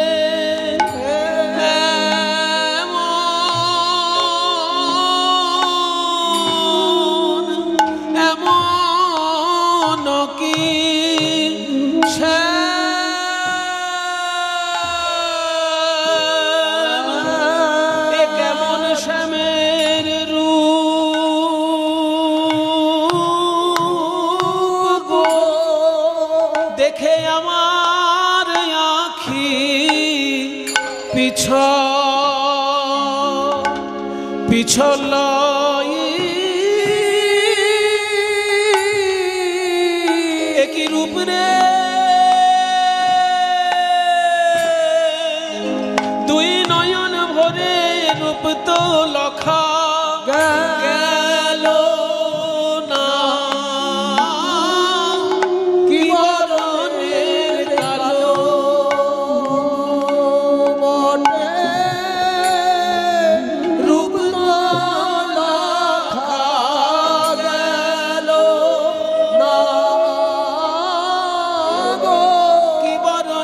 কালো,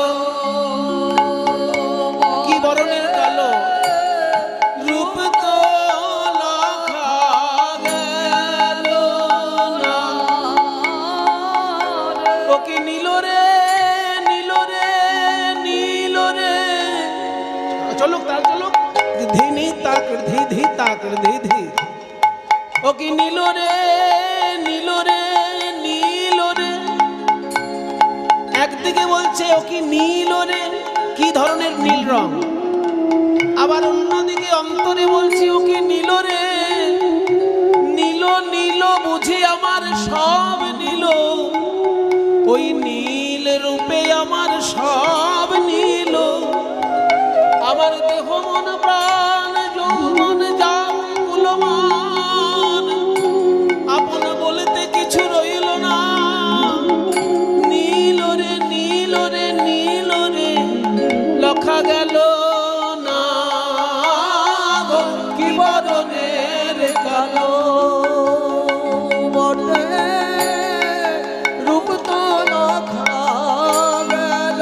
তিওর তাল 14 মাত্রা। গো, কি বরণের 1 2 3 4 5 6 7 8 9 10 11 12 13 14 বরণের কালো বটে রূপ তো লখা গেল না গো, কি বরণের কালো বটে, রূপ তো লখা গেল না রে। কি বরণের কালো বটে রূপ তো লখা গেল না গো, কি বরণের কালো বটে, রূপ তো লখা গেল না রে। কি বরণের কালো বটে রূপ তো লখা গেল না গো, কি বদনে কালো বটে, রূপ তো লখা গেল না রে। কি বরণের কালো বটে রূপ তো লখা গেল না গো, কালো বটে, রূপ তো লখা গেল না রে। কি বরণের কালো বটে রূপ তো লখা গেল না গো, বরণের কালো বটে, রূপ তো লখা গেল না কি রে। বরণের কালো বটে রূপ তো লখা গেল না গো, বরণের কালো বটে, রূপ তো লখা গেল না কি রে। বরণের কালো বটে রূপ তো লখা গেল না গো, বরণের কালো বটে, রূপ তো লখা গেল না রে। বরণের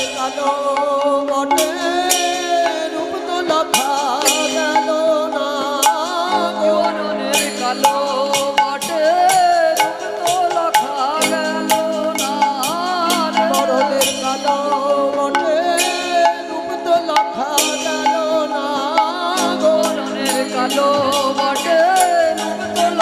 গেল না রে। কালো বটে রূপ তো লখা গেল না গো, বরণের কালো বটে, রূপ তো লখা গেল না রে। বরণের কালো বটে রূপ তো লখা গেল না গো, রূপ তো লখা গেল না রে। বরণের কালো বটে রূপ তো লখা গেল না গো, বরণের কালো বটে, রূপ তো লখা গেল না রে। বরণের কালো বটে রূপ তো লখা গেল না গো, বরণের কালো বটে, রূপ তো লখা গেল না রে। বরণের কালো বটে তাই ওর হরি বল। বরণের কালো বটে, রূপ তো লখা গেল না রে। বরণের কালো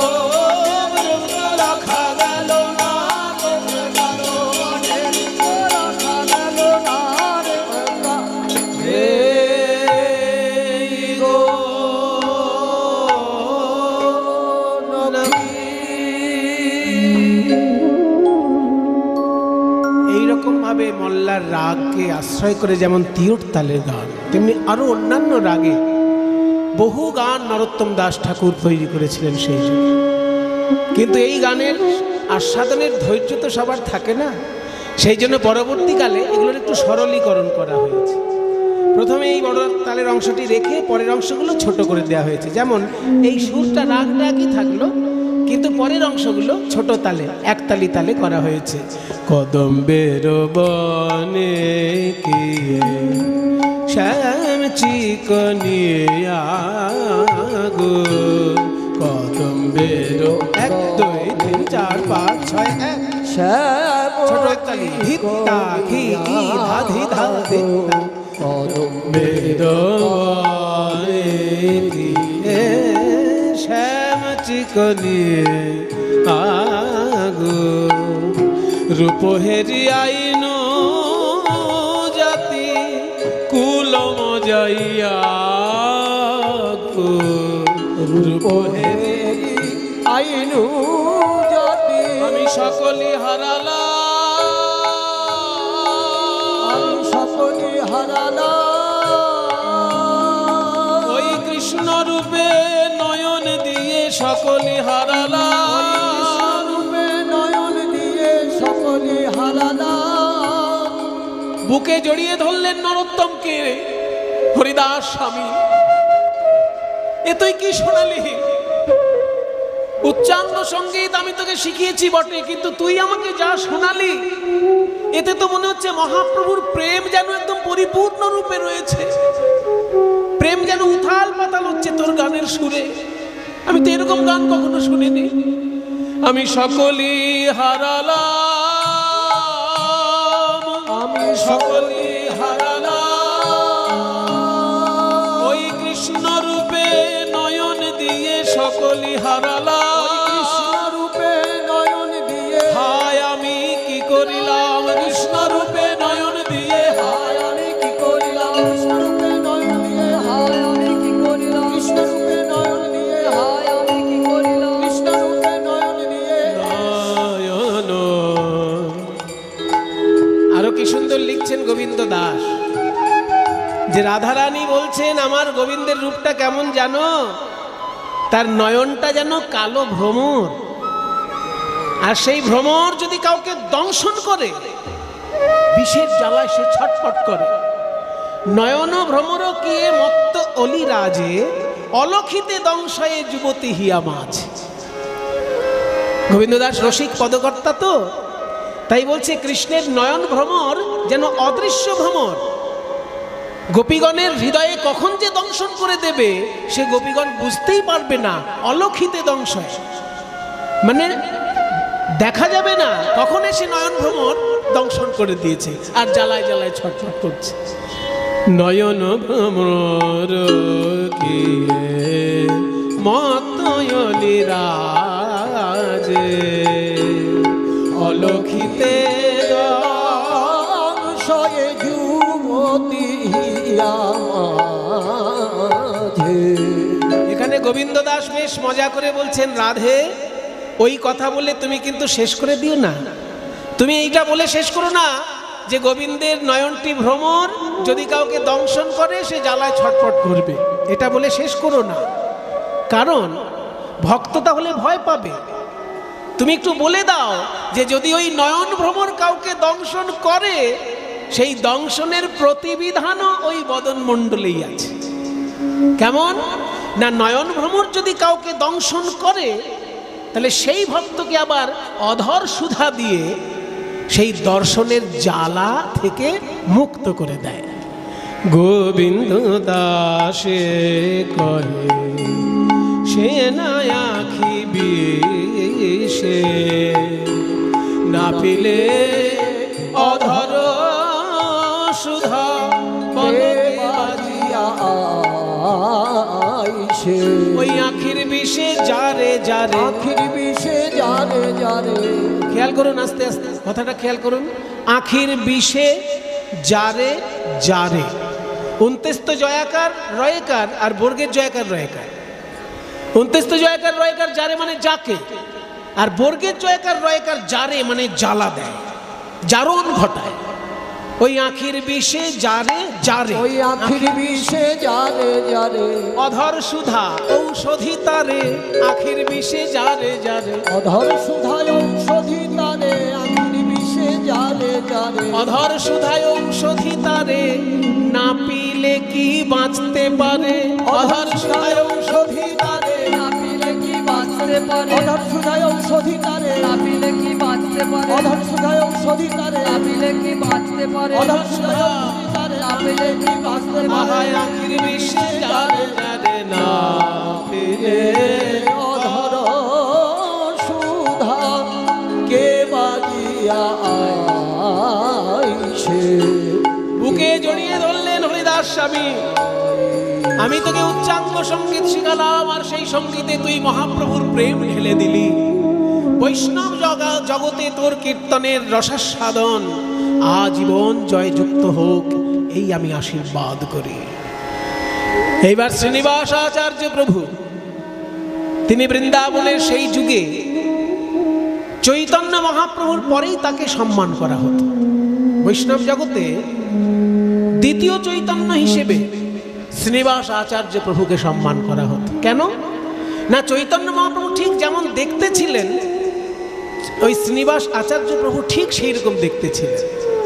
কাজেই যারা চৈতন্য বিরহে হাহুতাশ করছিলেন, যেমন গদাধর, তারপরে যেমন রূপ গোস্বামী, সনাতন গোস্বামী, এরা যারা যারা গৌরাঙ্গের বিরহ একেবারে অসহ্য হয়ে উঠেছিল যাদের কাছে, তারা শ্রীনিবাস আচার্যকে দেখে একটু তৃপ্তি পেয়েছিলেন। তারা ভেবেছিলেন যেন নতুন করে গৌরাঙ্গ আমাদের কাছে ফিরে এসেছে। সেই শ্রীনিবাস আচার্য বৃন্দাবনে তখন সমস্ত বৈষ্ণবকে গোপী ভাবের সাধনা কিভাবে করতে হয় সেটা শিক্ষা দিতেন।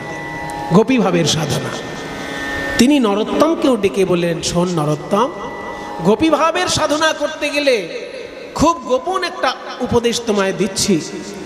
আগে তোমাকে ভাবতে হবে যে আমি কিন্তু পুরুষ নই, কারণ ভেতরে পুরুষ ভাবনা থাকলে সে গোপী ভাবে ডুবতে পারবে না। আগে তোমাকে ভুলতে হবে তুমি একজন রাজপুত্র, দ্বিতীয়ত তোমাকে ভুলতে হবে তুমি একটি পুরুষ। তুমি নিজেকে সবসময় রাধারানীর চরণের দাসী ভাববে, তবে তোমার দ্বারা গোপী ভাব সম্ভব। রাধারানীর চরণের দাসী ভেবে তুমি ধ্যান করবে। ধ্যানের মধ্যে দেখবে ভুরুর মাঝখানে আলো দেখতে পাচ্ছ কিনা, আলোর মধ্যে দেখবে কুঞ্জবন দেখতে পাচ্ছ কিনা, তার মধ্যে দেখবে রাধা কৃষ্ণ দেখতে পাচ্ছ কিনা, তবে জানবে তোমার গোপী ভাবের সাধনাটা ঠিক হচ্ছে। তাহলে আমি কি সেবা করব গুরুদেব? যদি দেখতে পাও হৃদয় মাঝে ধ্যান করে, যদি দেখতে পাও কুঞ্জবনের মধ্যে রাধা কৃষ্ণ কথা বলছেন, এই পর্যন্ত যদি তোমার ধ্যান সার্থক হয়, তাহলে তুমি কুঞ্জের বাইরে আবার নিজেকেও দেখবে। দেখবে বৃন্দাবনের একটি নারী রূপে, বৃন্দাবনের এক কিশোরী গোপী রূপে নিজেকে দেখবে। দুধ গরম করে সেই গরম দুধটা তুমি রাধা কৃষ্ণকে পান করাবে, এইটাই তোমার সেবা। না, ধ্যান করো। নরোত্তম ধ্যানের মধ্যে ডুবে গেলেন। রাধা কৃষ্ণ প্রাণ মোর কিশোর, রাধা কৃষ্ণ প্রাণ যুগল কিশোর, আমার জীবনে মরণে গতি আর নাহি জীবনে মরণে গতি আর নাহি রাধা কৃষ্ণ প্রাণ মোর যুগল কিশোর, রাধা কৃষ্ণ প্রাণ যুগল কিশোর। যমুনার তীরে কেলি কদম বেরোবনে, যমুনার তীরে গেলি কদম বেরোবনে, রতন বেদীর পরে বসাব দুইজনে, ললিতা বিশাখা আদি সখীগণ সঙ্গে, ললিতা বিশাখা আদি প্রিয় সখী সঙ্গে সঙ্গে আজ্ঞায় করিব সেবা চরণার বৃন্দে, আজ্ঞায় করিব সেবা চরণার বৃন্দে। রাধা কৃষ্ণ জীবন কিশোর। ধ্যানের মধ্যে ডুবে গেলেন নরোত্তম। ধ্যানের মধ্যে দেখতে পেলেন কুঞ্জবন। কুঞ্জবনের মধ্যে দেখতে পেলেন রাধা কৃষ্ণ কথা বলছেন। রাধা কৃষ্ণ কথা বলছেন কুঞ্জে দেখতে পেলেন। আর কুঞ্জের বাইরে আবার নিজেকেও দেখতে পেলেন। গোপী ভাবে নরোত্তম সেইখানে দাঁড়িয়ে আছে। ভাবলে এই তো এইবার আমার সেবা করার সময়। দুধ গরম করছে বাইরে। দুধ গরম করতে গিয়ে ভাবলে একটু তো সময় লাগবে দুধটা গরম হতে। এই ফাঁকে আমি একটুখানি শুনি না রাধাকৃষ্ণের মধ্যে কি কথা চলছে। আসলে কুঞ্জবনে তো বালি সিমেন্টের দেওয়াল নেই, লতা পাতার দেওয়াল, তাই বাইরে থেকে শোনা যাবে ভিতরে কি কথা হচ্ছে। তাই কুঞ্জবনের ভিতরে রাধাকৃষ্ণ কথা বলছেন, আর কুঞ্জের বাইরে কান পেতে নরোত্তম শুনছে গোপী ভাবে। কিন্তু এটা ধ্যানের মধ্যে চলছে। আমি এখন যেগুলো বর্ণনা দিচ্ছি এগুলো কিন্তু শরীরে নয়, ধ্যানের মধ্যে চলছে।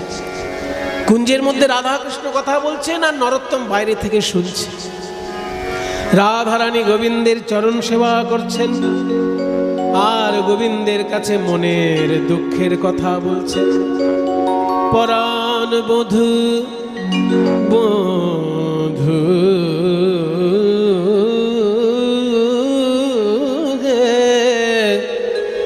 বধূ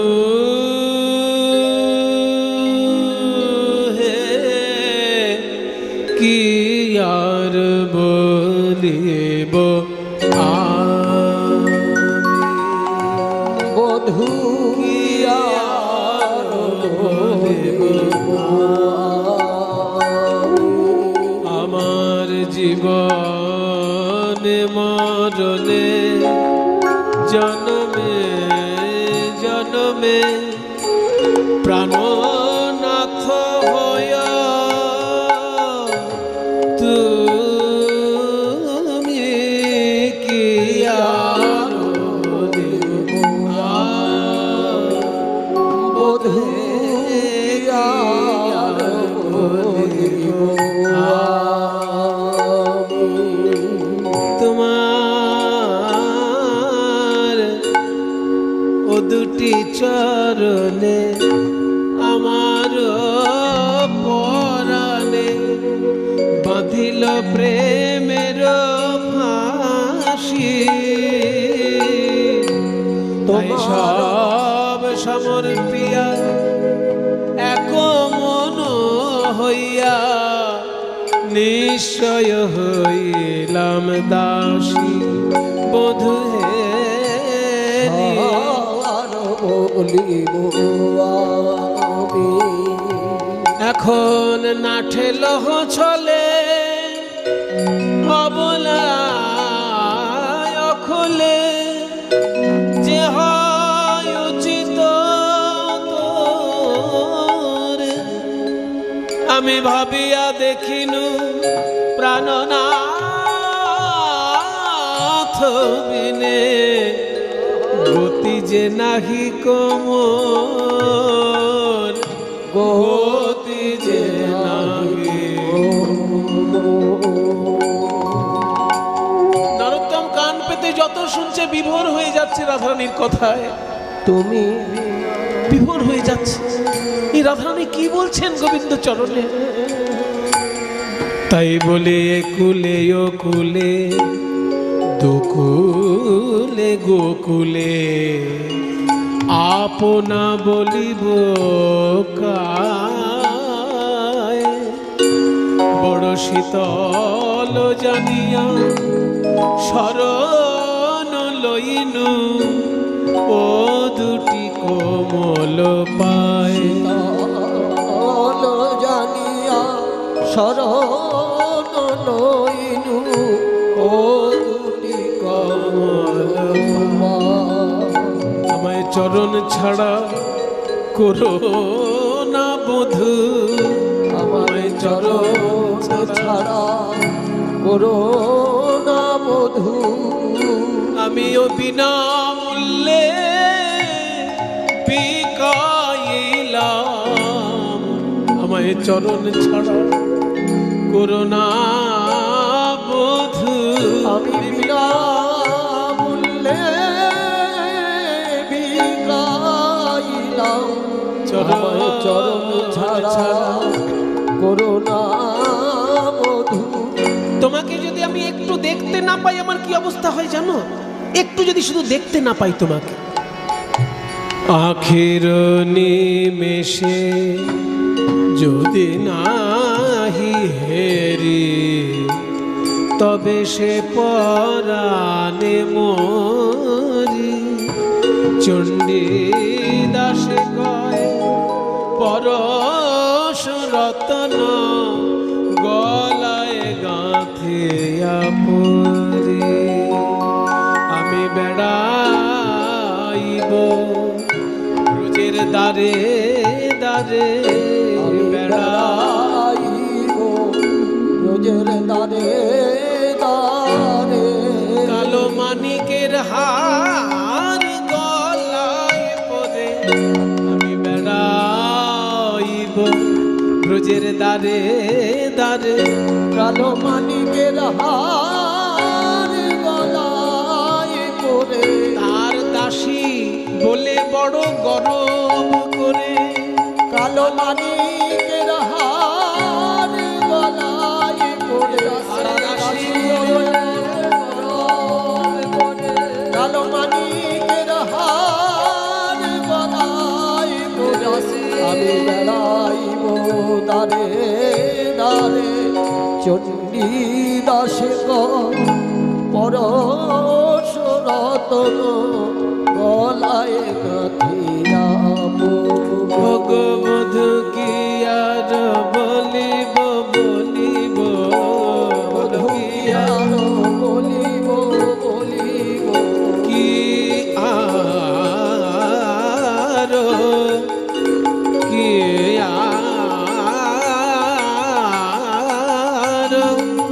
কি আর কি আর বলিব আমি, বলো কি বলিব বলিব, বলো কি আর বলিব বলিব, বলো কি আর বলিব আমি, কি আর বলিব আমি, কি আর বলিব।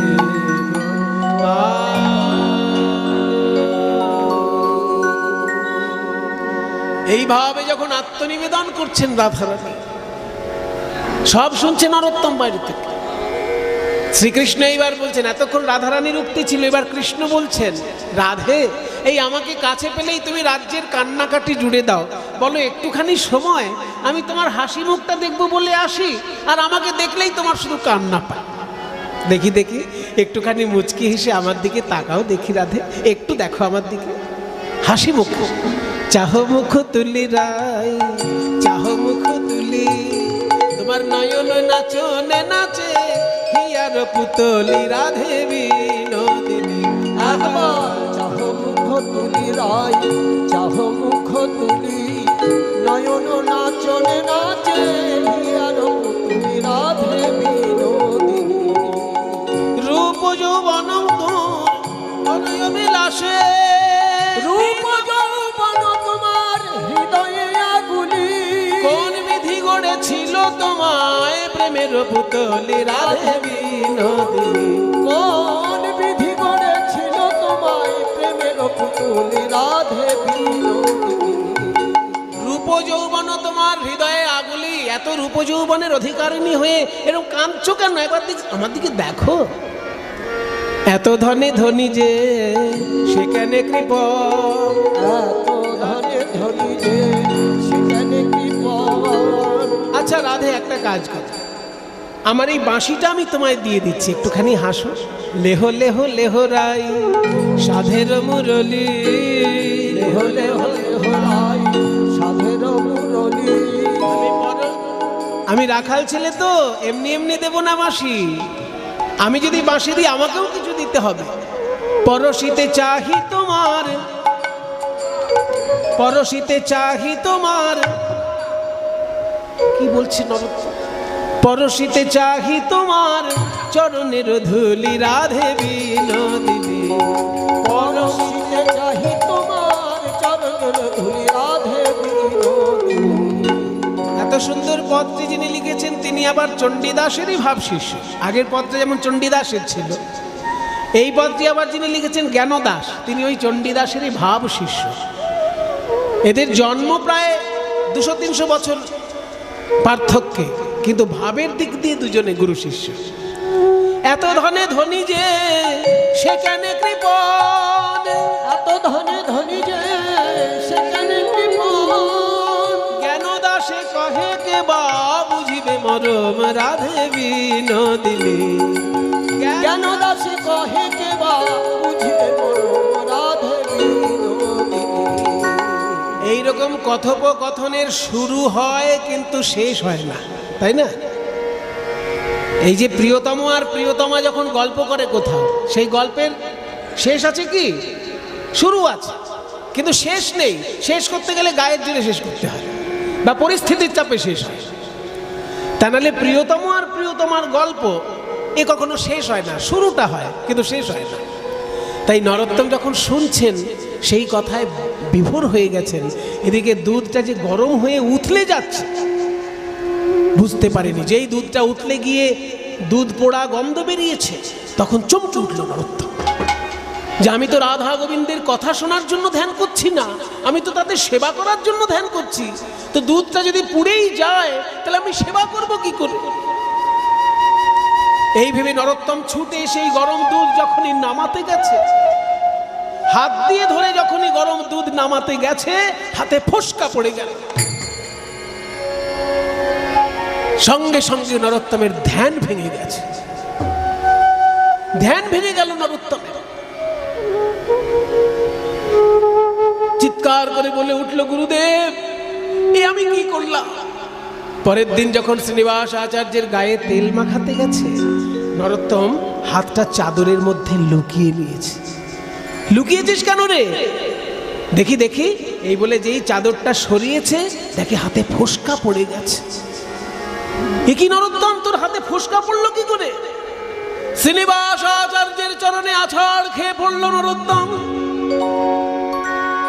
বলে, ওগো গুরুদেব, তুমি তো কৃপা করে আমায় গোপী ভাবের সাধনা করতে বললে, কিন্তু আমি যে ওই গোপী ভাবে ডুবে গিয়ে কুঞ্জের মাঝে রাধা গোবিন্দের কথোপকথন শুনতে গেলাম, তাতে বিভোর হয়ে গিয়ে ওদিকে দুধ উতলে গেল, আমি আর সেবা করতে পারলাম না। আমি তো কৃষ্ণ সেবার যোগ্য নই হে, আমি কৃষ্ণ সেবার যোগ্য নই হে। আপনি কৃপা করে সেবা দিলেন বটে, আমি তো কৃষ্ণ সেবার যোগ্য নই হে।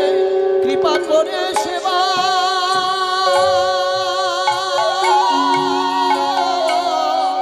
দিলেন বটে, আমি কৃষ্ণ সেবার যোগ্য নই হে। আপনি আমাকে কৃপা করে বললেন গোপী ভাবে সাধনা কর, আর আমি সাধনা না করে রাধা কৃষ্ণের কথা শুনতে গেলাম, তা আমি সেবায় বঞ্চিত হয়ে গেলাম, আমি নরাধম। শ্রীনিবাস আচার্য বললেন, ওরে নরোত্তম, তুই সত্যিকারের নরোত্তম, নরাধম কেন হবি?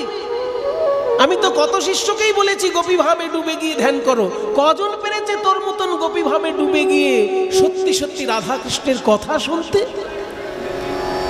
তুই সাধনায় সিদ্ধি লাভ করেছিস, ওই জন্য আজ থেকে বৈষ্ণব জগতে তোকে আমি একটা উপাধি দিচ্ছি, তোর নাম হবে ঠাকুর মহাশয়।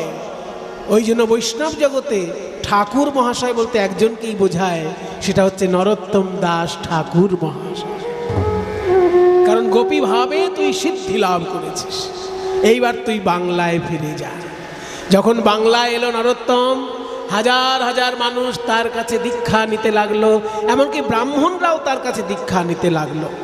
তিনি নিজে ব্রাহ্মণ নয়, কিন্তু অনেক ব্রাহ্মণ ভক্ত তার শরণাপন্ন হয়েছিল। ওদিকে নরোত্তম যখন ধ্যানে ডুবে যেতেন, একদিন দুদিন তিন দিনও ধ্যান ভাঙত না, এমনও দিন হয়েছে। একবার এমন হলো 7 দিন ধরে ধ্যান করছেন, ধ্যান ভাঙছে না। তখন দুষ্ট লোকেরা অপপ্রচার করলো, বেটা নরোত্তম নিজে ব্রাহ্মণ না হয়ে ব্রাহ্মণদের ধরে ধরে দীক্ষা দিয়েছে, সেই পাপে বেটা কথা বন্ধ হয়ে মারা গেছে। আর শিষ্যরা বলে বেড়াচ্ছে গুরুদেব আমার ধ্যানে মগ্ন। শিগগিরই ওই নরোত্তমের দেহকে নিয়ে চিতায় তুলে দাও, তা নাহলে ওই পচে গলে রোগ ব্যাধি ছড়াবে ওই নরোত্তমের দেহ। এই কথা শুনে যখন নরোত্তমকে চিতায় তুলে দিয়েছে, যারা ব্রাহ্মণ শিষ্য তারা সকলে এসে নরোত্তমের চরণে শরণাপন্ন হল। গুরুদেব আপনি গভীর ধ্যানে মগ্ন, আর এই দুষ্ট লোকেরা প্রচার করছে আপনার নাকি কথা বন্ধ হয়ে মারা গেছে। আপনি তাড়াতাড়ি ধ্যান থেকে ফিরে আসুন, নইলে আমাদের যে মুখ রক্ষা হবে না সমাজ। যখনই শিষ্যদের চোখের জল নরোত্তমের পায়ে পড়ল, 7 দিন পর নরোত্তমের ধ্যান ভাঙলো চিতার উপরে। নরোত্তম উঠে বসলেন। 7 দিন পর তার মুখ থেকে কথা বেরোলো। যেসব দুষ্ট লোক অপপ্রচার করছিল তারা সবাই এসে নরোত্তমের চরণে ক্ষমা চেয়ে তার কাছে আশ্রয় গ্রহণ করলো। নরোত্তম গান গাইছেন চিতার আসনে বসে, কবে আমার গৌরাঙ্গ বলিতে হবে পুলক শরী, কবে আমার গৌরাঙ্গ বলিতে হবে পুলক শরী, কবে আমার হরি হরি বলিতে নয়নে ববে, কবে আমার হরি হরি বলিতে নয়নে ববে, কবে আমার হরি হরি বলিতে নয়নে ববেনি, কবে হরি হরি বলিতে নয়নে ববে, বলো আর কবে নিতাই চাঁদ করুণা করিবে, বলো আর কবে নিতাই চাঁদ করুণা করিবে, ওই সংসার বাসনা মোর কবে তুচ্ছ হবে, ওই সংসার বাসনা মোর কবে তুচ্ছ হবে, আমার সেই শুভ দিন কবে হবে, আমার সেই শুভ দিন কবে হবে, সেই শুভ দিন কবে হবে, সেই শুভ দিন কবে হবে, যেদিন গৌর বলতেই পুলক হবে, সেই শুভ দিন কবে হবে, গৌর বলতে পুলক হবে, সেই শুভ দিন কবে হবে, যেদিন গৌর বলতেই পুলক হবে, আর হরি বলতেই নয়ন ঝরবে, গৌর বলতে পুলক হবে, হরি বলতে নয়ন ঝরবে, গৌর বলতে পুলক হবে, হরি বলতে নয়ন ঝরবে, গৌর বলতে পুলক হবে, হরি বলতে নয়ন ঝরবে, গৌর বলতে পুলক হবে, হরি বলতে নয়ন আমার ঝরবে, সেই শুভ দিন কবে হবে, হরি হরি বলিতে নয়নে হবে। দুষ্ট লোকেরা সবাই এসে নরোত্তমের চরণে শরণাপন্ন হলো। যে এত বড় সাধক আমাদের মধ্যে বিরাজ করছেন, আমরা তাকে চিনতেই পারলাম না। 7 দিন ধরে তিনি গভীর ধ্যানে মগ্ন, আর আমরা অপপ্রচার করছি মারা গেছে। সবাই শরণাপন্ন হলো। নরোত্তম দাস বলছে, হে ভক্তগণ, এই শরীর তো বেশি দিন থাকবে না, কারণ যখন জাতস্যহি ধ্রুবং জন্ম, তাই না, জাতস্যহি ধ্রুবং মৃত্যু ধ্রুবং জন্ম মৃতস্য, এই দেহ যখন জন্মগ্রহণ করেছে তাকে মরতেই হবে। তা সত্যিই যেদিন আমার দেহ থেকে প্রাণ বাইরে যাবে, সেদিন যেন আমার দেহটাকে তোমরা পুড়িয়ে দিও না। কি করব গুরুদেব, এই পদ্মা নদীর জলে আমি গৌরাঙ্গ মহাপ্রভুর প্রেম লাভ করেছি, তাই আমার মৃত্যুর পর আমার এই দেহটা পদ্মা নদীর জলেই যেন ভাসিয়ে দিও। গঙ্গা জলে ভাসিয়ে দেবে, সেখান থেকেই পদ্মা নদীর জলে ভেসে যাবে আমার এই দেহ। তাহলে কি হবে? যে মায়ের কাছে আমি প্রেম পেয়েছি সেই মায়ের কোলেই আমি শরণ নেব। তাই আপনারা যখন মুর্শিদাবাদ বেড়াতে যাবেন, এখনো সেই জায়গাটি আছে, যে ঘাটে নরোত্তম দাসের দেহটি গঙ্গার জলে এবং পদ্মার জলে ভাসিয়ে দেওয়া হয়েছিল, সেই জায়গাটি এখনো আছে। সেই জায়গাটির নাম বলা হয় গাম্ভিলা ঘাট, জিয়াগঞ্জ। বহরমপুরের থেকে হাজারদুয়ারি আছে না, গঙ্গার ধারেই হাজারদুয়ারি, ওই হাজারদুয়ারি আরেকটু পেরিয়ে যেতে হবে। হাজারদুয়ারি পেরিয়ে গেলেই জিয়াগঞ্জ পড়ে। সেইখানেই এই তীর্থটি আছে, যেখানে নরোত্তমের দেহ জলে ভাসিয়ে দেওয়া হয়েছিল। আর যখন গঙ্গা জলে ভাসিয়ে দেওয়া হলো, তখন কি দেখা গেল জানেন? এই নরোত্তমের দেহটা দুধ হয়ে বিলীন হয়ে গেল গঙ্গা জল, পচে গলে যায়নি, দুধ হয়ে বিলীন হয়ে গেল। কেন দুধ হবে না? স্বয়ং চৈতন্য মহাপ্রভু যাকে কোলে বসিয়ে দুগ্ধ পান করিয়েছেন, তার দেহটা তো দিব্য দেহ হয়ে আছে। মানুষের সাধারণ দেহের সঙ্গে সেটাকে তুলনা করলে চলবে না, সে দেহ তো দিব্য দেহ। তাই সেই দেহটা দুধ হয়ে বিলীন হয়ে গেছিল। আমাদের ভাগ্য ভালো, সেই তীর্থটা এখনো পশ্চিমবঙ্গের মধ্যেই পড়েছে। যদি বাংলাদেশে পড়তো, হয়তো আমাদের ভিসা পাসপোর্ট করে দেখতে যেতে হতো, কিন্তু ভিসা পাসপোর্ট লাগবে না। আপনারা হাজারদুয়ারি বেড়াতে গেলেই আর দুপায়ে এগিয়ে যাবেন, জিয়াগঞ্জে ওই গাম্ভিলা ঘাট আছে, যেখানে নরোত্তম দাস ঠাকুরের ওই তীর্থটি দেহটি বিলীন হয়ে গেছিল জলের সঙ্গে। তাই সবাই মিলে একবার নরোত্তম দাস ঠাকুরের জয়ধ্বনি দিন। বলুন কীর্তনাচার্য বৈষ্ণবাচার্য নরোত্তম দাস ঠাকুর কি, নরোত্তম দাস ঠাকুর কি, নরোত্তম দাস ঠাকুর কি। বিষয় ছাড়িয়া কবে শুদ্ধ হবে মন, বিষয় ছাড়িয়া কবে শুদ্ধ হবে মন। আর কবে হামে হেরব সেই মধুর বৃন্দাবন, আর কবে হামে হেরব সেই মধুর বৃন্দাবন। রঘুনাথ পদে মোরয়া গতি, রঘুনাথ পদে মোরয়া গতি। আর কবে হামে হেরব সেই যুগল মূরতি, আর কবে হামে হেরব সেই যুগল পীরিতি। শ্রী রূপ রঘুনাথ পদে রহু মোরয়া, রূপ রঘুনাথ পদে রহু মোরা। এই প্রার্থনা করো এ সদা নরোত্তম দাস, এই প্রার্থনা করো এ সদা নরোত্তম দাস। আমি আর কিছু চাই না, আর কিছু চাই না, আর কিছু চাই না, আর কিছু চাই না। রূপ রঘুনাথের পদে আর কিছু চাই না। রূপ রঘুনাথের পদে আর কিছু চাই না। যেন জন্মে জন্মে মতি থাকে, জন্মে জন্মে যেন জন্মে জন্মে মতি থাকে, আর কিছু চাই না। যেন জন্মে জন্মে মতি থাকে, আর কিছু চাই না। জন্মে জন্মে মতি থাকে, আর কিছু চাই না। যেন জন্মে জন্মে মতি থাকে রূপ রঘুনাথের পদে, জন্মে জন্মে মতি থাকে রূপ রঘুনাথ পদে, জন্মে জন্মে মতি থাকে। রূপ রঘুনাথ পদে, জন্মে জন্মে মতি থাকে। রূপ রঘুনাথ বলো পদে। জয় রূপ সনাতন ভট্ট রঘুনাথ, জয় সনাতন ভট্ট রঘুনাথ। শ্রীজীব গোপাল ভট্ট দাস রঘুনাথ, শ্রীজীব গোপাল ভট্ট দাস রঘুনাথ। এই ছয় গোসাইয়ের করি চরণ বন্দ, এই ছয় গোসাইয়ের করি চরণ বন্দ। যাহা হইতে বিঘ্ন নাশ অভীষ্ট পুর, যাহা হইতে বিঘ্ন নাশ অভীষ্ট পুর। ও বৈষ্ণব গোসাই আমার বৈষ্ণব গোসাই, বৈষ্ণব গোসাই আমার বৈষ্ণব গোসাই। কলি ভব তরাইতে আর কেহ নাই, বলি হব তারাইতে আর কেহ নাই। আর কেহ নাই রে, আর কেহ নাই রে। বৈষ্ণব গোসাই বিনে আর কেহ নাই রে। এই বৈষ্ণব গোসাই বিনে আর কেহ নাই রে। ওই অজাতরে প্রেম দিতে আর কেহ নাই রে, ওই অজাতকে প্রেম দিতে আর কেহ নাই রে। ওই অকাতরে প্রেম দিতে আর কেহ নাই রে, এই অকাতরে প্রেম দিতে আর কেহ নাই রে।